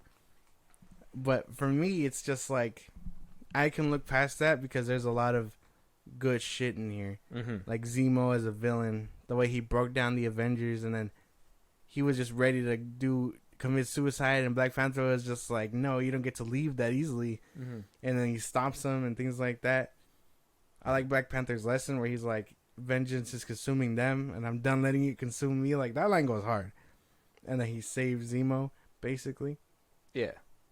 And then the way Steve leaves Tony, and he's just like, you don't deserve that shield. My father made it. And then he drops it. I'm like, oh, man. I'm just saying they shouldn't have shown that elder abuse. That shit was fucked up. That's insane. No. That shit was just rude. But yeah. What about you, Joe? What kind of gripes you got going on over there? I love the movie, so no gripes. It was the superheroes at their most human aspects, the internal struggle. I dig it. Yeah, I love Civil War. That was another thing too. We really needed a scene with all of them discussing it and being like, no, like Rhodey and him, and Falcon both being like military men, and like having that discussion of like yeah, Rhodey's higher in rank or whatever, but he sees it from that perspective, and Sam sees it as a little guy, and he's just like, well, what's gonna happen when they need us and they LoJack us like criminals, like they do to him in the future in the movie. Yeah. Like it's such a good dynamic. I can't. It's a great movie. It's a great scene. I mean, if we're all in agreement with this one, I mean, there's really no gripes. I'm cooking. I guess we're gonna be gushing over the MCU in this last half. I guess it is what it is. We'll glaze it up. But you already know my 5, so Joe, go ahead and give us your number 4. Ragnarok. Thor Ragnarok. I had to. I wanted to put it higher, honestly, but like I said before, I didn't really like the first 2 Thors. They were too dark. No comedy at all, honestly, other than him smashing the beer glass. That was the only comedy More. I remember. Yeah, that was a great scene. Let's see what else I put here. Like I said earlier, I love when they add comedy. Ragnarok is the perfect example of this. From the beginning with the demon to the very end of this movie, it was a knee slapper. The soundtrack was amazing. The set pieces were fucking beautiful. Love the bridge scene. Love the sister coming back and trying to take over. Yeah, just love it. Damn. Well, almost had it in my top 3. Not to sound like a broken record, but top 5. I wouldn't say top 10, let alone top 5 is crazy. Yeah. I say top 10, not top 5. We're different. Yeah. We're different on that one. You're a Taika hater. That's the thing. I don't understand why. It's a good movie. You just don't want to admit it. Even in your face, you're just like, damn. It's a good movie. It's not a good movie. But you can't. Well, okay, what's not good about the movie? Hulk's great. If anything, if you didn't give a shit about him, I feel like that movie made you give a shit. Not really. No, Joe, what do you think? What about Hulk? Yeah. He doesn't like Hulk. I mean, yeah. Well, that's what I'm saying. If you didn't like him, did that movie at least make you like him? Yeah, this is Hulk's best movie for me. That's because he. At least he's battling. He's not only a scientist in this with glasses. You know what I mean? Like he's actually fighting. Science or time travel, whatever he says. Yeah. Yeah. I mean, that's as close to Ed Norton as we could get, right? The who? The Collector. Jeff Goldblum. I loved him. Oh God. Oh no. That was some Hunger Games shit. Oh, like he belonged in Hunger Games. Yeah. But I like the comedy he brought. He was kind of funny. Yeah, I mean, I like Goldblum, but I don't know. No. I feel this movie doesn't have any redeeming qualities other than Thor and Loki. Not even the bridge scene. No. No. The wolf, the giant wolf. No. The ending that sets up Infinity War. Yeah.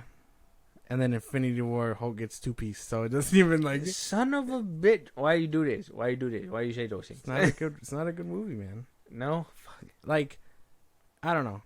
It's just for me, the comedy was off. Valkyrie was cool. I'll give you Valkyrie. No, Valkyrie's she's awesome a badass. Too. I didn't touch on that. Yeah, good point. She's a badass. She is. Like that's what I'm saying. There's not enough badass women to be touching up on, but like the sprinkles that they put in. Valkyrie. I don't know if I vibe with them making her king of Asgard or whatever.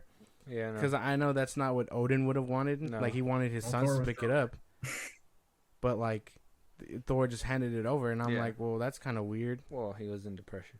Well, yeah. I hope eventually we actually get King Thor because that'd be fucking sick. That would be, but we don't know what's gonna happen with Thor at this point. I mean, supposedly Thor 5 in the works, but. We'll have to wait and see. At least you know Taika's not coming back. So yeah, no. W. I mean, yeah. W. George W. Not even the Rock guy. You didn't like the Rock guy?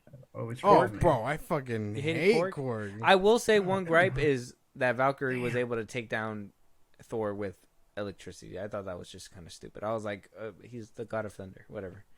The god of hammers. No. Better than little kids controlling the electricity. Uh, That was Love and Thunder. that's true. That ending. Yeah, that ending was just what the hell? Oh God. What the fuck happened? I don't know. fucking know. They dropped the ball. They dropped the ball with that one. But Josh, what's your number 4? We know your grievances with Ragnarok already. Yeah. My number 4 is Multiverse of Madness. What Yeah, the? there we First go. of all, First of Wait, all. you don't get to shit on it first. Hold on. Okay, yeah. We gotta let him. We gotta Let go him ahead. speak his piece. I like Sam Raimi. You know, I'm a big Sam Raimi fan. Okay. Fucking love Tobey Maguire For Spider-Man. the wrong reasons. I like the little bit of horror aspect that we get. It did kind of make me feel uneasy in the theater. I like he got creative as he could before Kevin Feige's dirty mitts got all over it. So we got some very cool aspects. I liked America Chavez. I liked her little introduction. I wish we could see more of her at some point, and not just in the next Avengers movie whenever she decides to show up. I don't enjoy that she overshadowed Doctor Strange, but I do like the adventure Doctor Strange goes on to basically find himself in the love story that he goes on with the alternate versions of what's her name? I like that we do see that Dark Strange, which they said was probably the one from What If, but I don't know. It does have shoddy CGI, I'll give you that, but I like what this one does. From Wanda to Strange to Wong, it does a lot of cool stuff. Yeah, no, man, no. I don't even see how that should even made your guys' top 10, let alone top 5. That's a pipe thing. But I want to hear what Joe has to say about that. He was sounding a little hyped. There's a lot of Raimi Easter eggs in it, which is probably why you love it too. I just loved it. It's dark, not a lot of comedy at all, really. I just like the horror aspect. Like I said, I love comedy and I love horror, so it definitely belongs top 10 to me at least. I can't argue with top 5. Well, there you go. See, Bro, there was some plot there's no way. holes, obviously. Even when she climbed out of that little like gong thing or whatever, that shit looked goofy. And even though there was some nice little moments, like the whole little interaction between her and Doctor Strange, it just was overshadowed. Even like that movie that you said it made you feel uneasy. You're easy to scare. That shit's crazy, bro. That doesn't make any sense. Sam Raimi's He's done way Sam scarier. Raimi. That's why his Evil Dead stuff is insane, and the fact that we got a little bit of that in Multiverse of Madness was worth it. Yeah. Like when she's taking over, if a little bit is a quarter portion, I don't want to hear nothing. when she's taking over the 838 Wanda, and like it gets all dark and shadowy and stuff, and then she faces the camera, like yeah, that shit got me. I was like, oh fuck. And then she killed the fucking the Illuminati. I thought that was pretty fucking cool. That was awesome. Yeah, Great. Yeah, it was great to see in the way she does that Earth's Captain Marvel was insane. Yeah. Drops a whole ass. You're like, this is gonna be a big fight scene, and all of a sudden she just fucking destroys them like that. Like it was great. It wasn't predictable to me, this movie. I didn't think so. I wasn't expecting her to turn that man to spaghetti. Knees weak, arms are heavy. I wasn't expecting fucking Black Bolt to like hit his own brain with his powers. Yeah, that shit was I will say that shit was insane. I would say that was one of those. Like I said, Doctor Strange mom has like good moments, but I don't think it's a good movie. Like it has some really good moments. Like that whole Illuminati scene, I can't even argue with you guys about that. You guys are bringing up a good point. But can I ask you guys? Let's talk about the diner scene. Yeah. Isn't she supposed to be Magneto's daughter or something like that? Yeah. Like in the comics. Okay. Is that why she killed the bald dude? Because aren't they enemies in X-Men? In the MCU, So that's like not an Easter egg. No, I'm assuming it's like an Easter egg. The MCU, the X-Men aren't canon to the MCU because of the fact that they didn't have the rights, the movie rights. So they didn't distinguish that. Supposedly later on they're gonna make that known whenever they, introduce the X-Men. Like that's Deadpool, like a rumor or whatever. But as of right now, she's just a girl from Sokovia. I just thought that was interesting. who was like a mutant. But to yeah, kill that him. I think that was supposed to be like a In- little nod. In 838, who knows if that's the case? I know in our own continuity, like in our universe for the MCU, it's not true. Yeah. But who knows if in 838 that was the case? You know, Mm. and They shouldn't get Magneto's into like, it. "Holy shit, my daughter killed Charles." Yeah, like I don't know. I thought that was maybe an Easter egg. That could be a After I fun heard little it. dynamic to play with. How fucking sad. How fucking sad for Magneto. I've been trying many years to get that bald fuck, and she does it in 20 seconds. Is that a comic thing that she's the daughter? Or is Yeah. that just You know, something they're playing with? her and Oh, okay. Pietro are his kids. Okay, that's cool though. Yeah, just not in the So you MCU. see where she gets her flying powers and all that shit from. Yeah, Makes sense.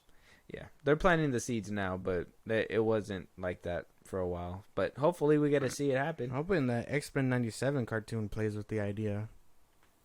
That'd be nice. That'd be cool. But yeah, man. Yeah. So I don't know. Number I couldn't do it, We're but getting to top 3 soon. we're What's getting your there. number We're 4? getting there. So my number 4 is drumroll. Endgame. What was that? Fuck. Fuck. Oh god. Too low. Too Oh low? my Oh, god. not too low. Not too low. I should say. Too low? Uh, Not top 10 material? Not 10 material. No. Oh, bro. It does a lot. It gives you a lot. My boy. What are you talking about? It gives you everything. Well, mostly everything. Why is it that high? Why is it in the top 10? Okay, well let me say my piece. Okay, first of all, it's a good culmination of all the movies. Okay. I like the tension in the beginning when Yeah. obviously Tony comes back, everything that happens. I do think they fumbled the bag without giving for not giving Hulk the rematch that he needed with Thanos. I think that's one of my gripes with the movie. But it's just a monumental movie. By the end of it, I was just such in awe. The only reason why I couldn't put it up higher was because they fumbled the bag on a few things that I, really wanted to see. Okay. I wanted to see the Hulk get that rematch. If people were going to be brought back, I was hoping we were going to see that more of an impact and not just be like, oh yeah, no, we're all just here kind of thing. I think I felt like towards the end they kind of just rushed it to that climax. Though the climax was nice, I kind of felt this one was just supposed to be, all right, let's duplicate the success that we did with Infinity War, and they couldn't do that, so they didn't, and that's why it's where it's at number 4. Interesting. I don't know. Not top. Not top 10. Not top 10. I'm not cooking here. No. Matter of fact, you're Oh, burning I everything. hate No. No. What about you, Joe? What do you think? I get having it lower on top 10, but it has to be there. Best fight scene in MCU history, in my opinion. The battle. Avengers Assemble part. Come on. Oh, That alone should put it top 10. the Thor, Captain America, No, and Tony versus Thanos. No, the Avengers Assemble. Oh, okay. The whole ensemble. That was yeah. just fucking epic. Come on. That was epic. That alone, top 10 for that. Honestly, it has to make top 10. The fact that you're saying that not at all. I don't know how you could have Captain Marvel. That's Maybe crazy. top 10, but not top 5. Like, I don't know how you Let have alone Captain close to Marvel top on 3. this. That's insane. That's insane. I would think top. It does a lot. And it does end everything on a nice note. Time travel is a bitch and a half of a story to tell. And they tried their best. And I can give them that the attempt. But when you think about it, If you think about it, that was the most tamed version of time travel. It wasn't until they expanded on it that they made it complicated. not really. Is it that it followed Infinity War for you? Is that like the comparison? You know what I mean? Like Infinity War was so epic What do you mean? and it was like constant action, but this was more of a slow burn. Oh. Is that what ruined it for you? No. Like Because, the I mean, slow burn? I can enjoy the slow burn here. For me, Okay. it was just a lot of like... just the ending didn't feel satisfying for me. I don't know. I feel like Well, with it was sad Infinity as War... fuck. Yeah. Infinity War set up something great, and obviously Endgame had to deliver on the back end, but the Infinity War did the unthinkable, and by then you kind of knew, oh yeah, the second one, the good guys are going to win. How are they going to win? Who knows? But I mean, we figured that out, and it does get me. I did tear up, obviously, when Tony dies and all this and that. But for me, I don't know. I don't know if top 5 is where it's supposed to be. Yeah, man. I don't know what you're talking about. It should most definitely be a top 5. It's the culmination of everything. There's no way that it shouldn't be there, but the fact that it's not on you, that shit is telling. It's telling. And no wonder you don't like Ragnarok. Your taste buds are bad. Fucking, he gets saved by a rat. Like, come on, bro. Huh? Scott gets saved by a rat. That is the greatest save I've ever seen in my life. Wow. What? First of all, out of the box thinking, okay, just a random rat fucking pushes the button. It was great. And he saved the universe. Paul Rudd, of all people. The man that I think also, I don't like that they skipped 5 years and we missed a whole lot of development. What development? Yeah. All the heroes were gone. Hulk's development. What happened on Earth. Like what happened with the heroes, like Captain Marvel is out there, but they're having communications. Like we're like the Avengers are trying to piece it all together. Like I would have loved to see that. You got Captain America coming to terms with the world being gone. Like I would have loved to see him struggle with that. He was gone for most of it. How would he feel now living through it, but with no people around? Well, didn't he become a therapist? Yeah, you kind of got a sense like of a it. little scene. That was why, but we should have seen more of that. Like, how did he come to terms with that? Well, and that's where I thought that they were planting the seeds for, like, what happens after Endgame. Like, they were going to piece it together. Like, we were going to see Captain America dealing with the backlash and all that stuff. But they just ended it all. And though, like I said, for that movie, it works out. Whatever they did in the back end, I can't really credit that. But at least for the movie itself, it was... My it made sense. My favorite arcs are Thor... Just because I like that he's sad. He let his pride get in the way, so he becomes a sad thing. I don't like that they played him for a joke. But I like that he was, like, really torn about his decision, and then him with his mom was sad, too. Yeah. She's just like, you've seen some shit, and he's like, yeah. They're like, yeah, that scene got me. I like the subtle things. Like the beginning with him and Nebula. Tony and Nebula, that was pretty nice. I like Tony's arc where he's just like, look, I will help you, but I gotta keep what I got. If we can bring him back, sure, but I want to keep what I have because he already had his family at that point. That's what made it sad, the ending. Yeah, but like I don't know, top 10 sure, but maybe not top 5. Not even the Ant-Man baby scene. Sorry, what? Not even the Ant-Man baby scene where he's in the suit. Oh yeah. Testing him out, sending him back. I thought that was fucking hysterical. That shit was funny, yeah. The taco scene, when like the taco scene right before that, the landing pad and everything. It's like there's a wow, dumbass on the runway. Regular size man, or whatever the fuck he says. Yeah, I like Hawkeye's perspective. He's not a superpowered being. He's not an Avenger. He was just minding his own business on house arrest, and his family disappears. I fuck with that. They should have shown more like apocalyptic setting for Earth. Yeah, I would have thought like half the population people was gone. Yeah, I thought it was would some have Fallout type shit, to be honest, and them like cleaning it up or some shit like that. Because all those people disappearing, there was people driving. There were gonna be lots of wreckages. I'm sure a lot of damage was gonna be done. They should have showed a rebuild period. Yeah, something like that.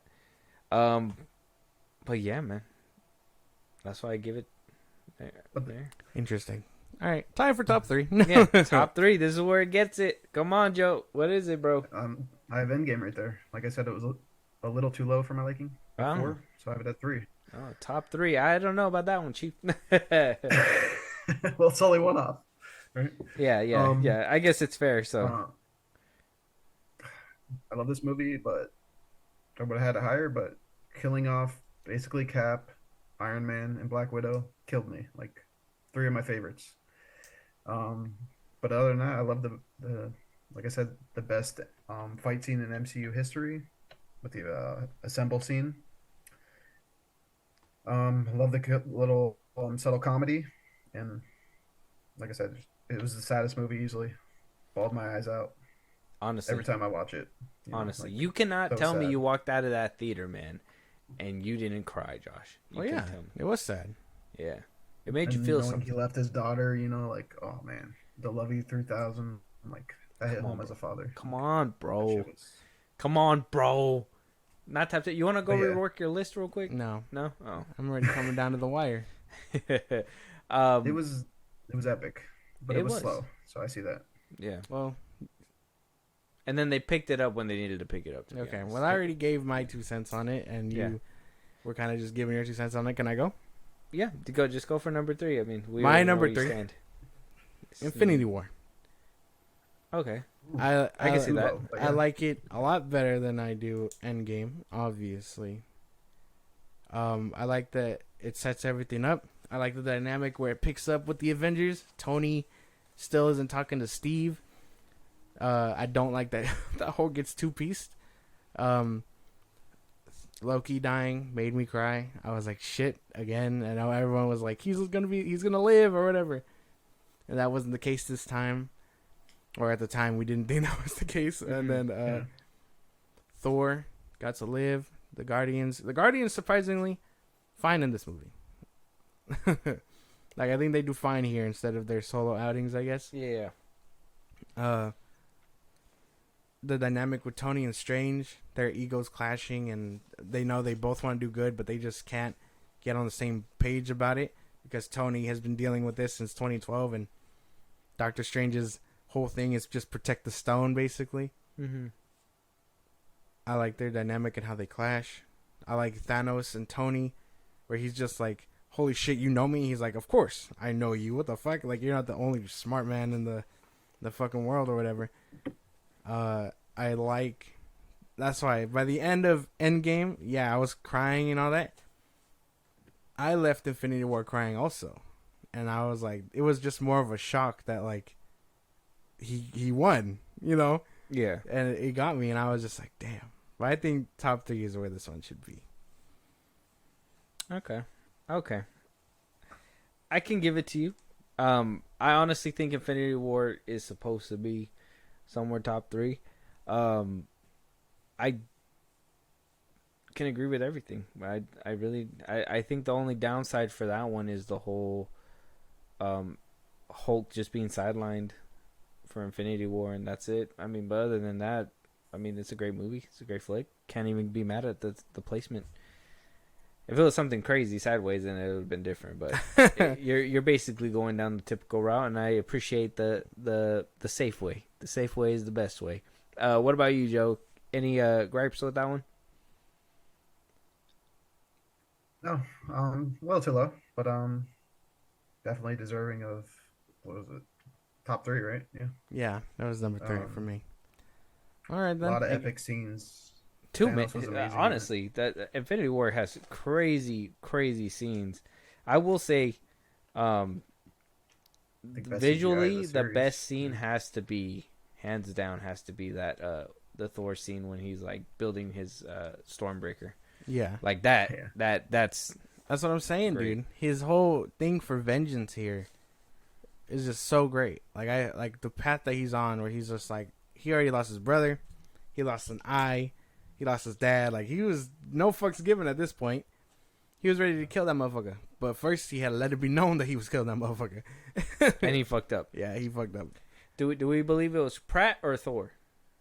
Was it Star-Lord or Thor who let that, or who ruined the universe? Pratt was the Pratt first. Star-Lord was the first line of defense, and Thor was the just spur of the moment. let his ego go at the line, basically.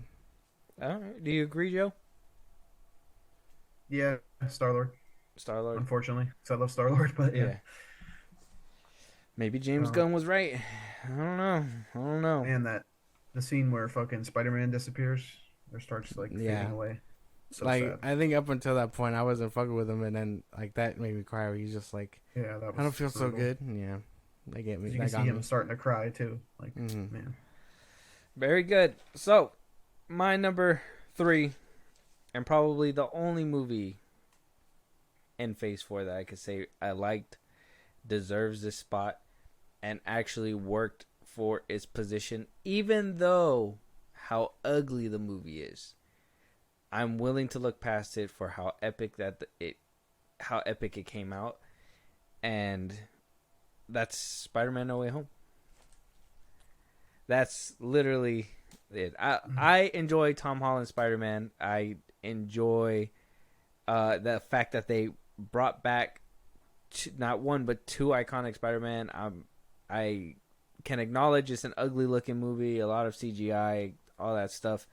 I just think that the fact that they went above and beyond for this movie gave us that Doctor Strange aspect with it. I don't like that he was sidelined either. We got to see the villains, or what we will at least see of a Sinister Six until the near future, until whenever Sony decides to get it together and just fucking do it already. But yeah, man, I thought it was one of the better movies to be put out, period, out of Marvel since Endgame. So just the sheer fact that it exists, I gotta give it to third spot. Yeah. Anybody? Nobody? Well, I would say it's an honorable mention. I know you probably would have suspected it being on my list somewhere. It's not. No, you are not a Spider-Man fan. It's an honorable mention. Not on mine either. Tip that shit over. It's an honorable mention, and I can give it to you. It just there's a lot more negatives now that I'm not blinded by like all the cool shit. Where I'm like, it can fall apart, but it is an honorable mention. So not even top 10? No. I feel robbed. I feel dirty. What about you, Joe? Definitely not top 10. Too many loopholes. I mean, why did he like try to rescue them? Like, why? What was the point? When his Aunt May was saying, "Don't do that. It's stupid to do," and he just did it just for the story, like just to bring back the other Spider-Mans and all that shit. Like, I don't know. It was forced. I wasn't even thinking like that. Yeah, it was like I don't know, half-eaten bag of chips to me. Like, I don't know, just damn. You open your chips and half the bag's full. Like, that's the feeling I got. I don't care about the bringing back the Spider-Man. You know, it was forced. It was big plot hole, huge. I can't ignore it. Fuck. And it really doesn't fit into the MCU. I mean, what redeeming quality does it have for the MCU? I will say the fucked up part that was fumbled was the whole Venom connection. 100% though. Yeah, that was weird. Yeah. I mean, the symbiote's there, but at what cost? Yeah. I understand the gripes, though. I do feel like it was kind of half-baked. I do feel like it was not only the only Phase 4 movie that was somewhat enjoyable. I think that the growth within the character that they gave him by the end of the movie, I liked it. I think that it perfectly wrapped up the trilogy that was going on. I know you always say it's repeat offendery, like they always have to teach him to be Spider-Man in every single one, but that's literally the point of his arc, bro. No. It's literally his shit. No, he's trying to become the best Spider-Man. Now, if rumors and leaks are true and they're saying that Tom Holland is supposed to be the prime Spider-Man of all the multiverse or something, I call cap on that shit. Unless they give him some major development in the next few movies, I don't see that happening. But as where No Way Home stands, I feel like it was a well done movie, put out at a great time. And I do feel, like I said, I feel like the ugliness came from the time that it was put out. The COVID Isn't that part time. of it, though? Huh? Isn't that part of like why people loved it? Because Marvel was putting out shit before it and after it. So it's like the diamond in the rough you know type what I shit. mean? Yeah. And that's how I felt. That's a fair way to say it too. Like, I mean, that's probably like the only one that really drew in tickets. It's like and stuff Snyder's like that. Justice League. Yeah. It's not that great of a movie, but people loved it because of the timing. And the previous Justice League, I'm saying, like, it was way better than the first Justice League, the Snyder cut. And I think that's why people loved it, honestly. That's just my opinion, but you know what I'm saying? I think we're done here. No, you know what I'm saying? Like, I don't know. I just think the first Justice League was terrible, and then they released a Snyder cut, and people loved it because of that reason. I felt like, because compared to the first one, it was way better. No, No, people no, loved that's just it me. because it No, was I'm good. I mean, agree to disagree. Oh, I mean, boy. I'm not gonna say it was bad. Oh man. Oh, no. I'm not a DC. I'm not a big DC fan. No, So I mean, maybe that's part of it. Oh, Man of Steel, But never saw it. I know you guys love it. Dear I know that from God. what I've BVS. listened to you guys, but yeah. For the love of God. I like the fight scenes in BVS. The story, no, too many loopholes again. This is a Or topic maybe for a that's different because day. they This is don't a topic for a realize different that day. This is a he was topic for a setting them different up, day. Oh you know what I God, mean? I don't know. anxiety ridden. Okay. Hey, Moving I'm forward. sorry, I'm I honest, think man. what? I'm not gonna sugarcoat it. I'm just being honest. Like, I don't know. No, yeah, no. Hey, no, I It's enjoy fine. the I honesty. felt like it was timing. I enjoy the honesty. It's just more me. Like I have the natural urge to argue, and I just really want Oh yeah, to. I get it. And if this is something that you're willing to want to go, if you really want to go down this road, this is for another episode for a different day. Oh yeah, Because I would that love to- will be. yeah. I would love to get into it, man. I will get a yeah. PowerPoint. We will put on a camera. I this will week. get Zack Snyder himself to come down here and Yeah. tell you the I'm not story saying it and was how bad. epic it's I'm not supposed saying it to was be. bad, but I'm just comparing it to the first one. So I thought that was played. There's no Straight up comparison. trash. The first one. There's no comparison. That's the thing. There's Yeah, no no. Anyway, But go ahead, Joe. Let me hear what your number. Oh, he's number 2. it's number 2, right? Two, Yeah. Let me hear your number 2. Captain America: Civil War. Oh. The Captain America trilogy is my favorite. If you haven't noticed that, but Yeah. I mean, Yeah. yeah, you got I them feel all like sprinkled. they're all solid movies. I love the internal struggle here. Battling against each other, the introduction of Spider-Man and Black Panther. I love all of it. I love the tunnel chase scene with Black Panther. It just felt like a very important film for the rest of the phase 3 or 4. What was it? I can't remember if it was 3 or 4. But Winter it was very Soldier. important. Oh wait, no, Civil War came out. Yeah, No, phase Phase 3. three. Phase 3. Phase 3. Yeah. Okay. It was a very important film at the time. Yeah, it was epic. It was like the next Edward or Jacob type shit. Like everybody was like Team Iron Man, Team Cap. It was a great time to be alive. Yeah, you had it. So that was something you had to experience. Yeah. But no gripes. I feel like these movies deserve their spot. Civil War is just an iconic movie in itself. I think getting all these actors together once again for a movie that wasn't the Avengers was a big ticket in itself. You know? For sure. Yeah. The fact that they were able to pull it off and introduce new characters in the middle of all that and new places, like they just made it work. I don't know if that was just a fluke moment in history or if they were the geniuses that they are, but it was a perfect, near perfect movie if the CGI was up there. Yeah, Interesting. but I mean, no gripes for me. Yeah, I think I respect that one. Yeah. I'm waiting for somebody to say something sideways. I would've loved- No Way Home was probably sideways. For you guys. I would have loved to put it forward, but again, I had to fall in line. I think top 5 is perfect. Yeah, well, 5th spot. Yeah, I agree with you a little bit more, but I can respect the top 3 position 100%. So, yeah. All right, Josh, number 2. My number 2. Come on now, hit it up. Ready? Yep.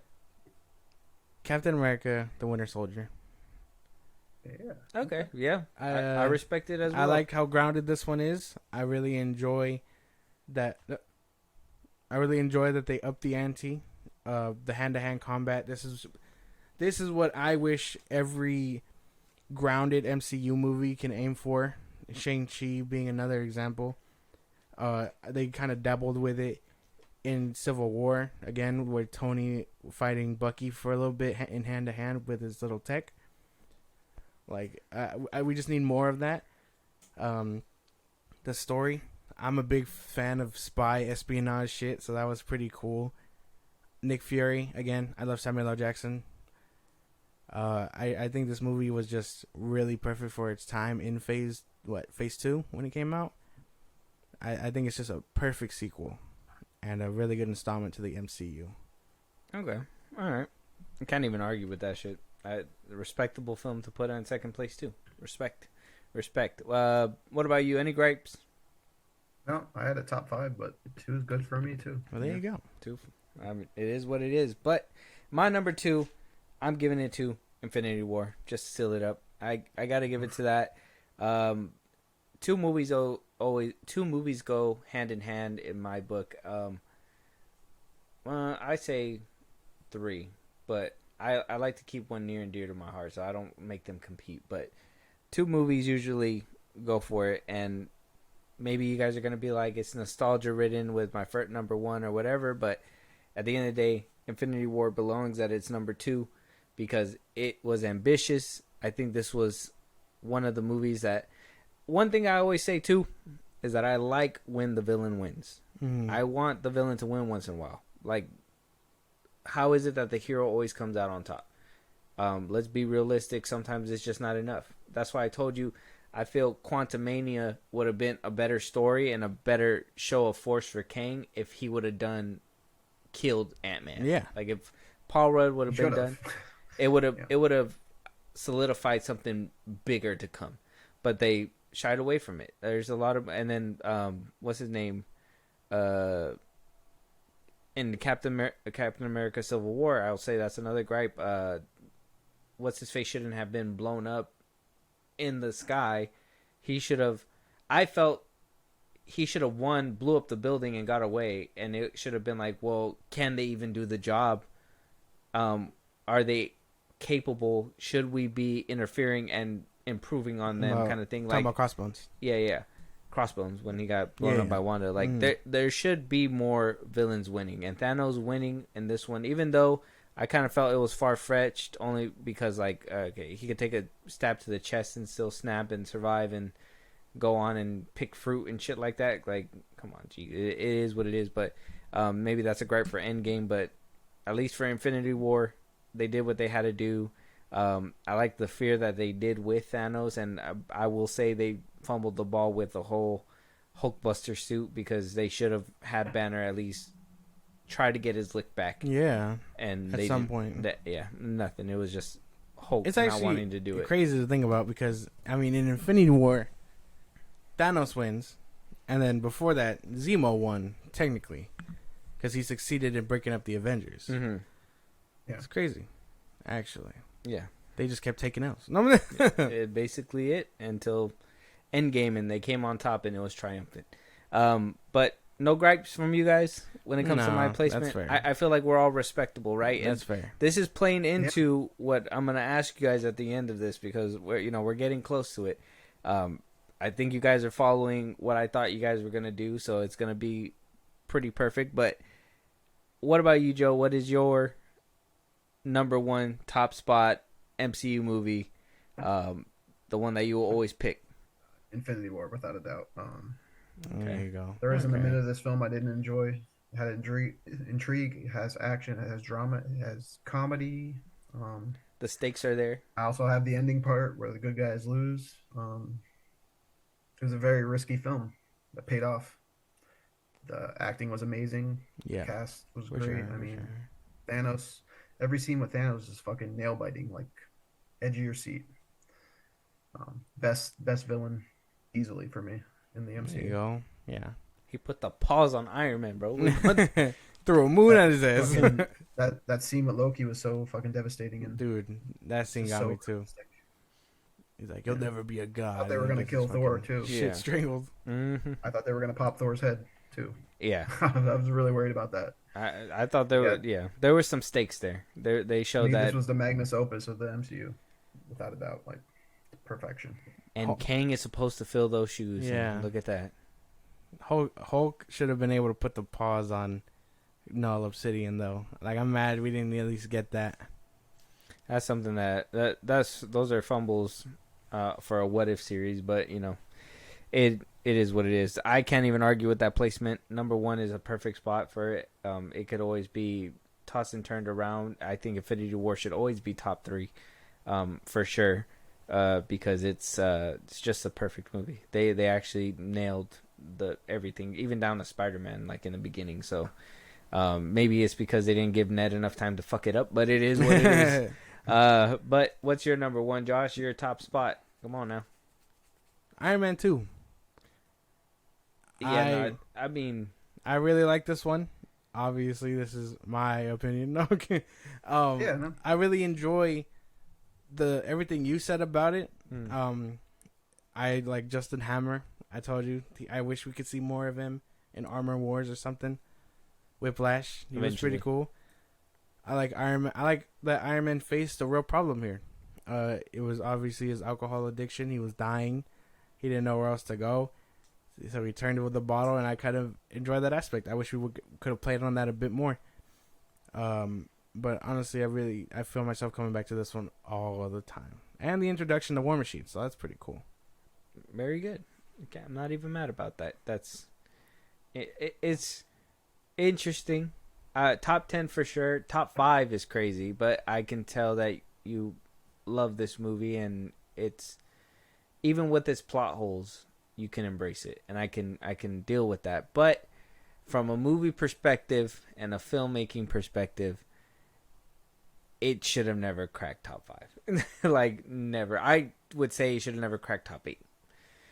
No. But I can from an emotional, I can respect it. It's kind of like like I was saying about Captain America 1, but I respect that. Okay. I can. But what about you, Joe? What's your gripe? I mean, he has a personal connection to it, so I'm not gonna knock it at all. It's all opinion. No, fucking digging his feelings, like bro. it. Come on, I need the content. Get up I in there. don't enjoy the Iron Man solo movies. I really don't. No? Okay. Why is that? Elaborate. He's just he's a dickhead. I don't know. He's not relatable. He's like a rich asshole. You know what I mean? Like, I don't know. Oh, you gotta be a rich asshole. Did you player? I like when he's part of the Avengers. Yeah, I was gonna say. So it's like how I feel with Thor, where he's just better in the Avengers films. Like Iron Man grew on me as the films went on, and Iron Man 2 is still an early film, if I recall. Yeah, was it phase 1? Phase 1. So yeah, I just didn't have that dynamic yet with him. So, but I don't knock it. It's personal. You have a connection. You felt the story more than we did. So. No, yeah, it's really good. I won't knock that. He's like, "Where's my Bart?" I'm gonna rewatch it now, though. I want to rewatch it now. Bro, me too. No, talking about it. Yeah, I talking about the Marvel Infinity Cinematic War. I can watch every day, like literally. Yeah, to me. I think I was on a good Infinity War high too. Like as soon as it got on Disney Plus, I was watching that shit. Yeah. I was on repeat. I kind of want to do a rewatch now. So. I know, me too, dude. Me too. I'm already thinking about it, but. Just to top it off, your number one. My number one is the OG Iron Man. I can't agree with you. Okay. Iron Man's my favorite hero. I think I always like that he kind of, even though he is that asshole, you could tell that he's an asshole with a heart. And they kind of show that throughout the movies, that he has soft spots for the people he cares about, but he could give a fuck about the world.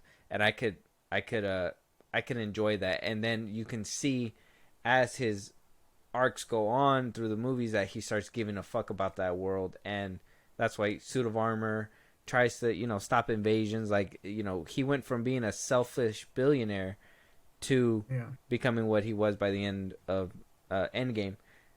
But this first movie was perfect. So perfect that they had to repeat it with Doctor Strange. That's like my argument.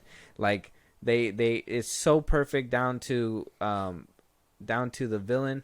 Even though, like I said, this was the beginning of that villain problem that I'm telling you guys about. They either kill him off, or they rehabilitate him, or they basically just don't bring him back anymore. Obadiah. We're Scorpion.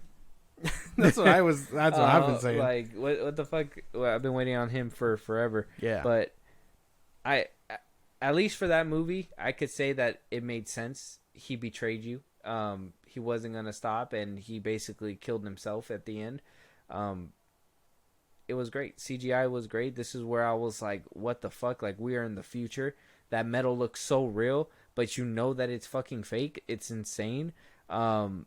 This is where I was like, okay, well, that they're not afraid to get their hands dirty either. Fucking Iron Man killed 3 fucking people, bro. Like, it was insane.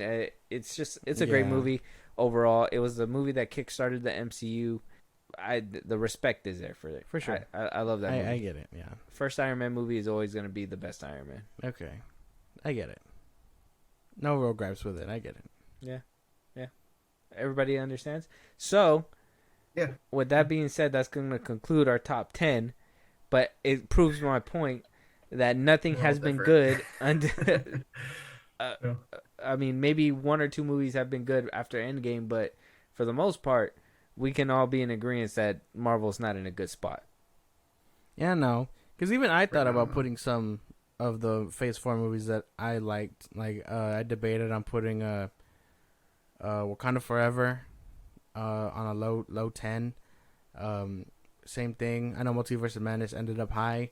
Like I said, I debated on No Way Home, Shang-Chi. But I don't know. I just feel like there's something missing. And it's like, for me, I couldn't put them up against the ones that I know I like. You know what I mean? Yeah.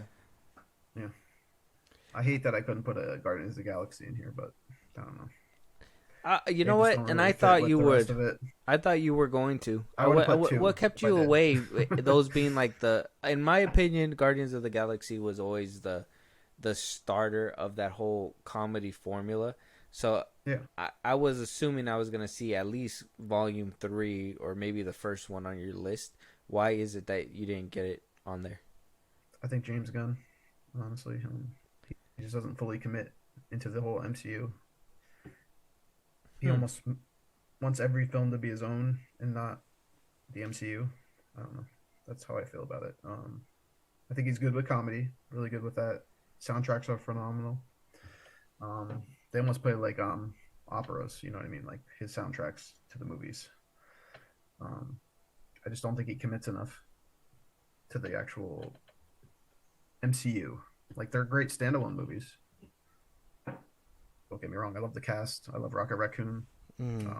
He's I just love the not whole a team group of- player, basically. Yeah, I like the group of misfits. I love the whole story of that. Okay, but just I would have put two in there if anything, because it has the most comedy, I think. And Okay. that's crazy. the Interesting. story's a little iffy with this. Yeah, no, father and I all was gonna that. say the second one for me is probably the worst one. Yeah, I would Yeah, say I so mean, too. I just like it for the comedy aspect. 3, they tried too hard with comedy, and failed. I feel that. 3 had the most emotional I feel that. turns to it. 100%. 1 was great too, but that fucking dance off was silly. I hated Put that as the shit. ending I of hate the that shit movie. for the Come on, longest like, time, fight. dude. Don't fucking dance. Like, come on. So And that's a dumb. James Gunn thing, you know. You know what? I thought it was funny for the movie itself, and then when it continued into number 2 and 3, I was just like, well, maybe not. maybe we shouldn't.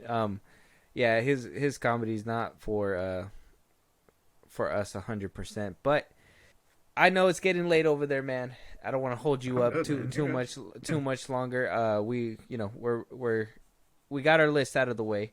We are all in agreement that Marvel's not in a great place. Yeah, no. And Joe, I want to get your take on this first. Everybody says that Marvel's in shambles. I mean, we've seen all these YouTubers, all these influencers, they flipped on them. You being in the trenches, one would say, watching this unfold from your neck of the woods, do you think that Marvel can come back, and what is the best way, in your opinion, for that to happen? I want to talk about like the stuff they announced, at least some of it. I think Craven the Hunter looks good. I don't think it's going to tie in though, right, to the MCU. That that wouldn't be Isn't that more Spider-Man? MCU. Okay. That's not going to be That's MCU. Sony? I think the only MCU movies that we have down the pipeline right now are the Thunderbolts, the Okay. Kang Dynasty, Secret Fantastic Wars, Four, Fantastic Blade, Four, and then the Blade. ones we got this Yeah. year, Quantumania, the So Marvels. out of those, I would say, what is that Misfits movie called? What is it? What'd you say it was? Thunderbolts. Thunderbolts. That looks good. I like the cast. I love the chick from Black Widow, her sister. Oh, Elena. Yeah, I love that character. Secret War looks. I think that's going to be good. I think Kang Dynasty could be good. It's all about Jonathan Majors, honestly. If he doesn't get put away, I think there's a lot of hope, honestly. Yeah, I think Kang is the hope. So, if Kang gets shut down or they get a new actor, I think it'll fail. Okay. All right. So you think this hinges all on Jonathan Majors? Right now, Mostly. yeah, because I think Yeah. he's the best thing we have right now, other than Doctor Strange and Wanda. Okay. What about you, Josh? What do you think? Um, I mean, yeah. I've said it before. I was looking forward to Fantastic Four whenever that comes out. Blade, assuming Marshall Ali is still part of it. Thunderbolts, I'm not too sure. Their roster is a little odd to me, and I don't know if they're gonna do Century justice. But yeah, no, I would say the same. I think Jonathan Majors. It all hinges on if he's guilty or not. It's a lot of like he's just an interesting villain, and I know you probably don't think so, but I think that's like their ticket. That's their big ticket. Because without basically, cause they've centered it around him in the multiverse, and without him, or at least Jonathan Majors, I think they'll just miss out. Miss out on the next Thanos. I don't think that they like. I like him, and I understand where you guys are coming from. I just don't think that they planted him or cemented him enough to. I think they did in the wrong ways. I think they did by doubling down on showing him and trying to plant him as his big bad, while simultaneously getting his ass kicked by everybody. So it's bad form for your big bad. Like Thanos, all you heard was scary stories from him. You would hear, oh, he annihilated this and did this. He went out and destroyed worlds or whatever. If you knew that Thanos was taking fat shits on the weekend, fucking on his knees, fucking begging for mercy, he's not gonna be as hard as you thought of he would have been. Of God. Yeah, like he's not gonna be as hard as what you would have thought he was gonna be. So I already think they fumbled the bag there with Kang. Like I said, if they would have killed off Scott, it would have been different. If they would have showed his presence a little bit more, that he's doing some fuckery within the multiverse and timelines and stuff like that, it would cement him a little bit more. But we see him here and there, and when we do see him, he's getting his ass beat. So it's like, how can you hinge something on him in the first place if you're not even showing him to be this triumphant villain? Do you think that was purposely, because of his lawsuit, like him potentially being locked away, his the actor, you know what I mean, like almost killing him off in Quantumania? He's not really dead, right? Technically.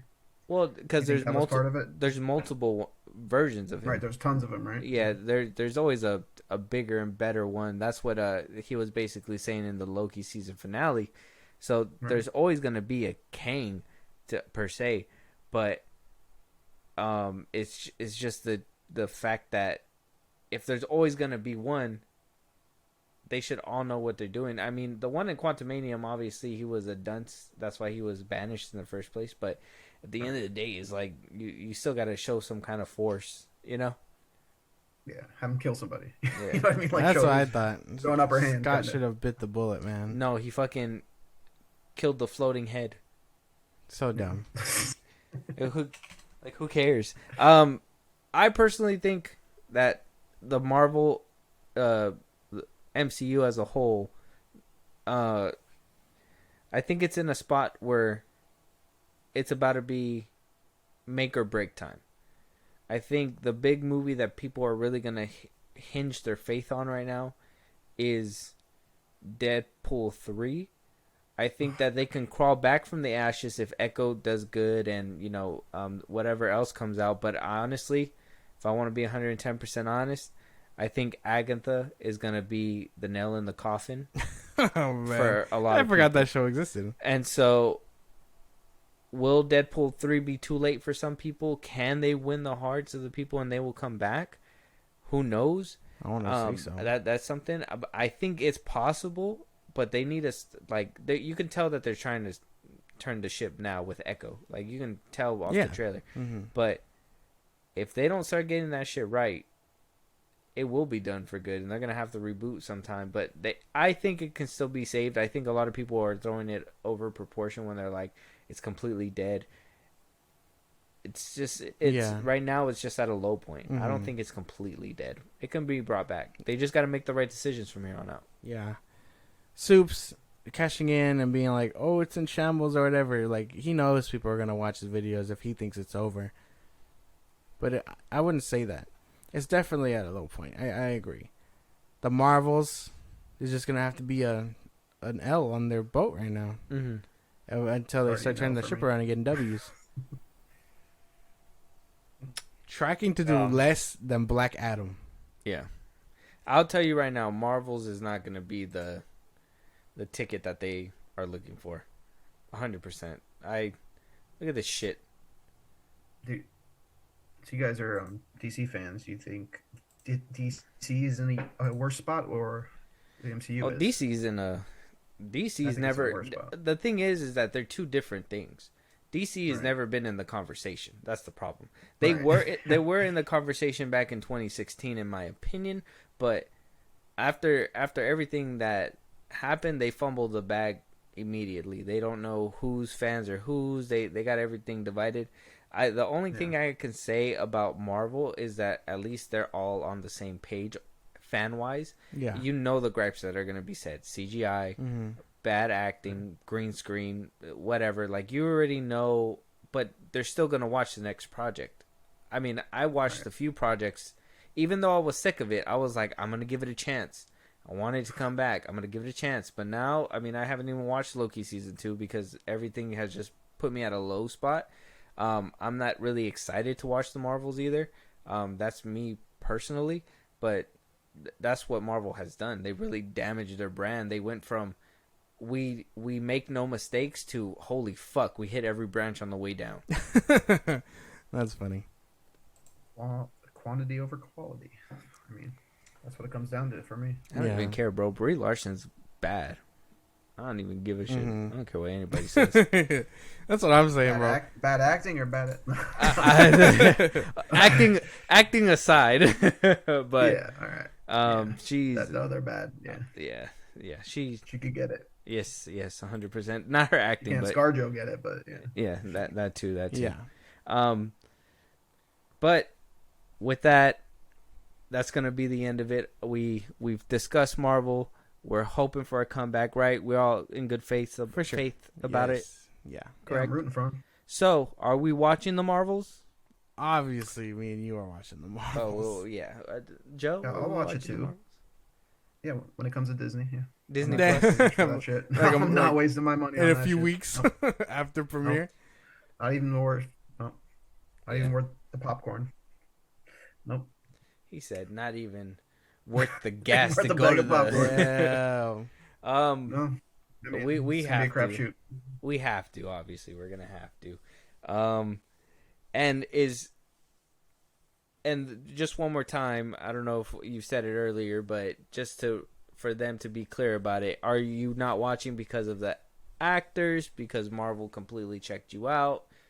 Is this superhero fatigue? What is this? It's characters. I don't care about the character. I don't care about Miss Marvel. You don't want to see a bunch of kids? Nope. And I watched the trailer. It doesn't look good at all.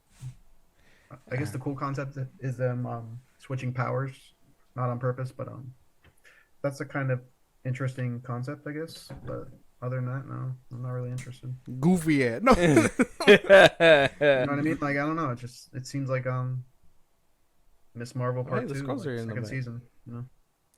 Yeah, I'm assuming they're gonna play the Skrulls are gonna play some kind of role. I don't know to what capacity, but did they find their fucking homeland finally? Damn, no. They're out of all of them, I like Monica Rambeau the most. I mean, that's saying a lot, I guess. No, I couldn't even say that. I mean, that's just me personally. Yeah, no, and I can probably see why, but just because of WandaVision. Yeah, I'm not gonna lie. I like Kamala Khan. I just thought her show was shit. Like, I like her as Kamala Khan. I like how bubbly her energy is. I think she's funny in the trailer. I just don't. I don't know. Disney. Yeah. Too Disney. Two children. Yeah, but she could have. I think she could be good if they handled her better. Brie Larson's character, I just think they need to recast her. I think there's just too much hate on her character. I think that's the big issue with her. So it is what it is. But yeah, here we are at the end. guys, the From Marvel's live, man. coming out November 10th. Joe's excited for it. Josh is excited for it.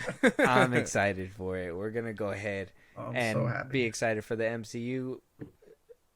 Joe from the Pita Joe Podcast. Make sure that you guys go follow, go check out his socials. If you want to go ahead and drop them right now, Joe, and then just listen to his stuff. He has a good podcast, 100%. You have anything to say before you head on out? No, I had a good time with you guys. Really good time. Love you guys. Love your show. Love your channel. Appreciate that. You guys are completely honest. I love it. Thank Listen to you guys a lot, man. So Thank you. Hey, keep doing your shit, man. It's yes, awesome. sir. Yes, sir. I Appreciate you, respect man. you guys. With that being said, if you guys want to support us in a big way, do all that good stuff, we said it in the beginning. Go ahead and check that out. This one was a long episode. We'll talk to you guys on the next one. Talk to you guys later.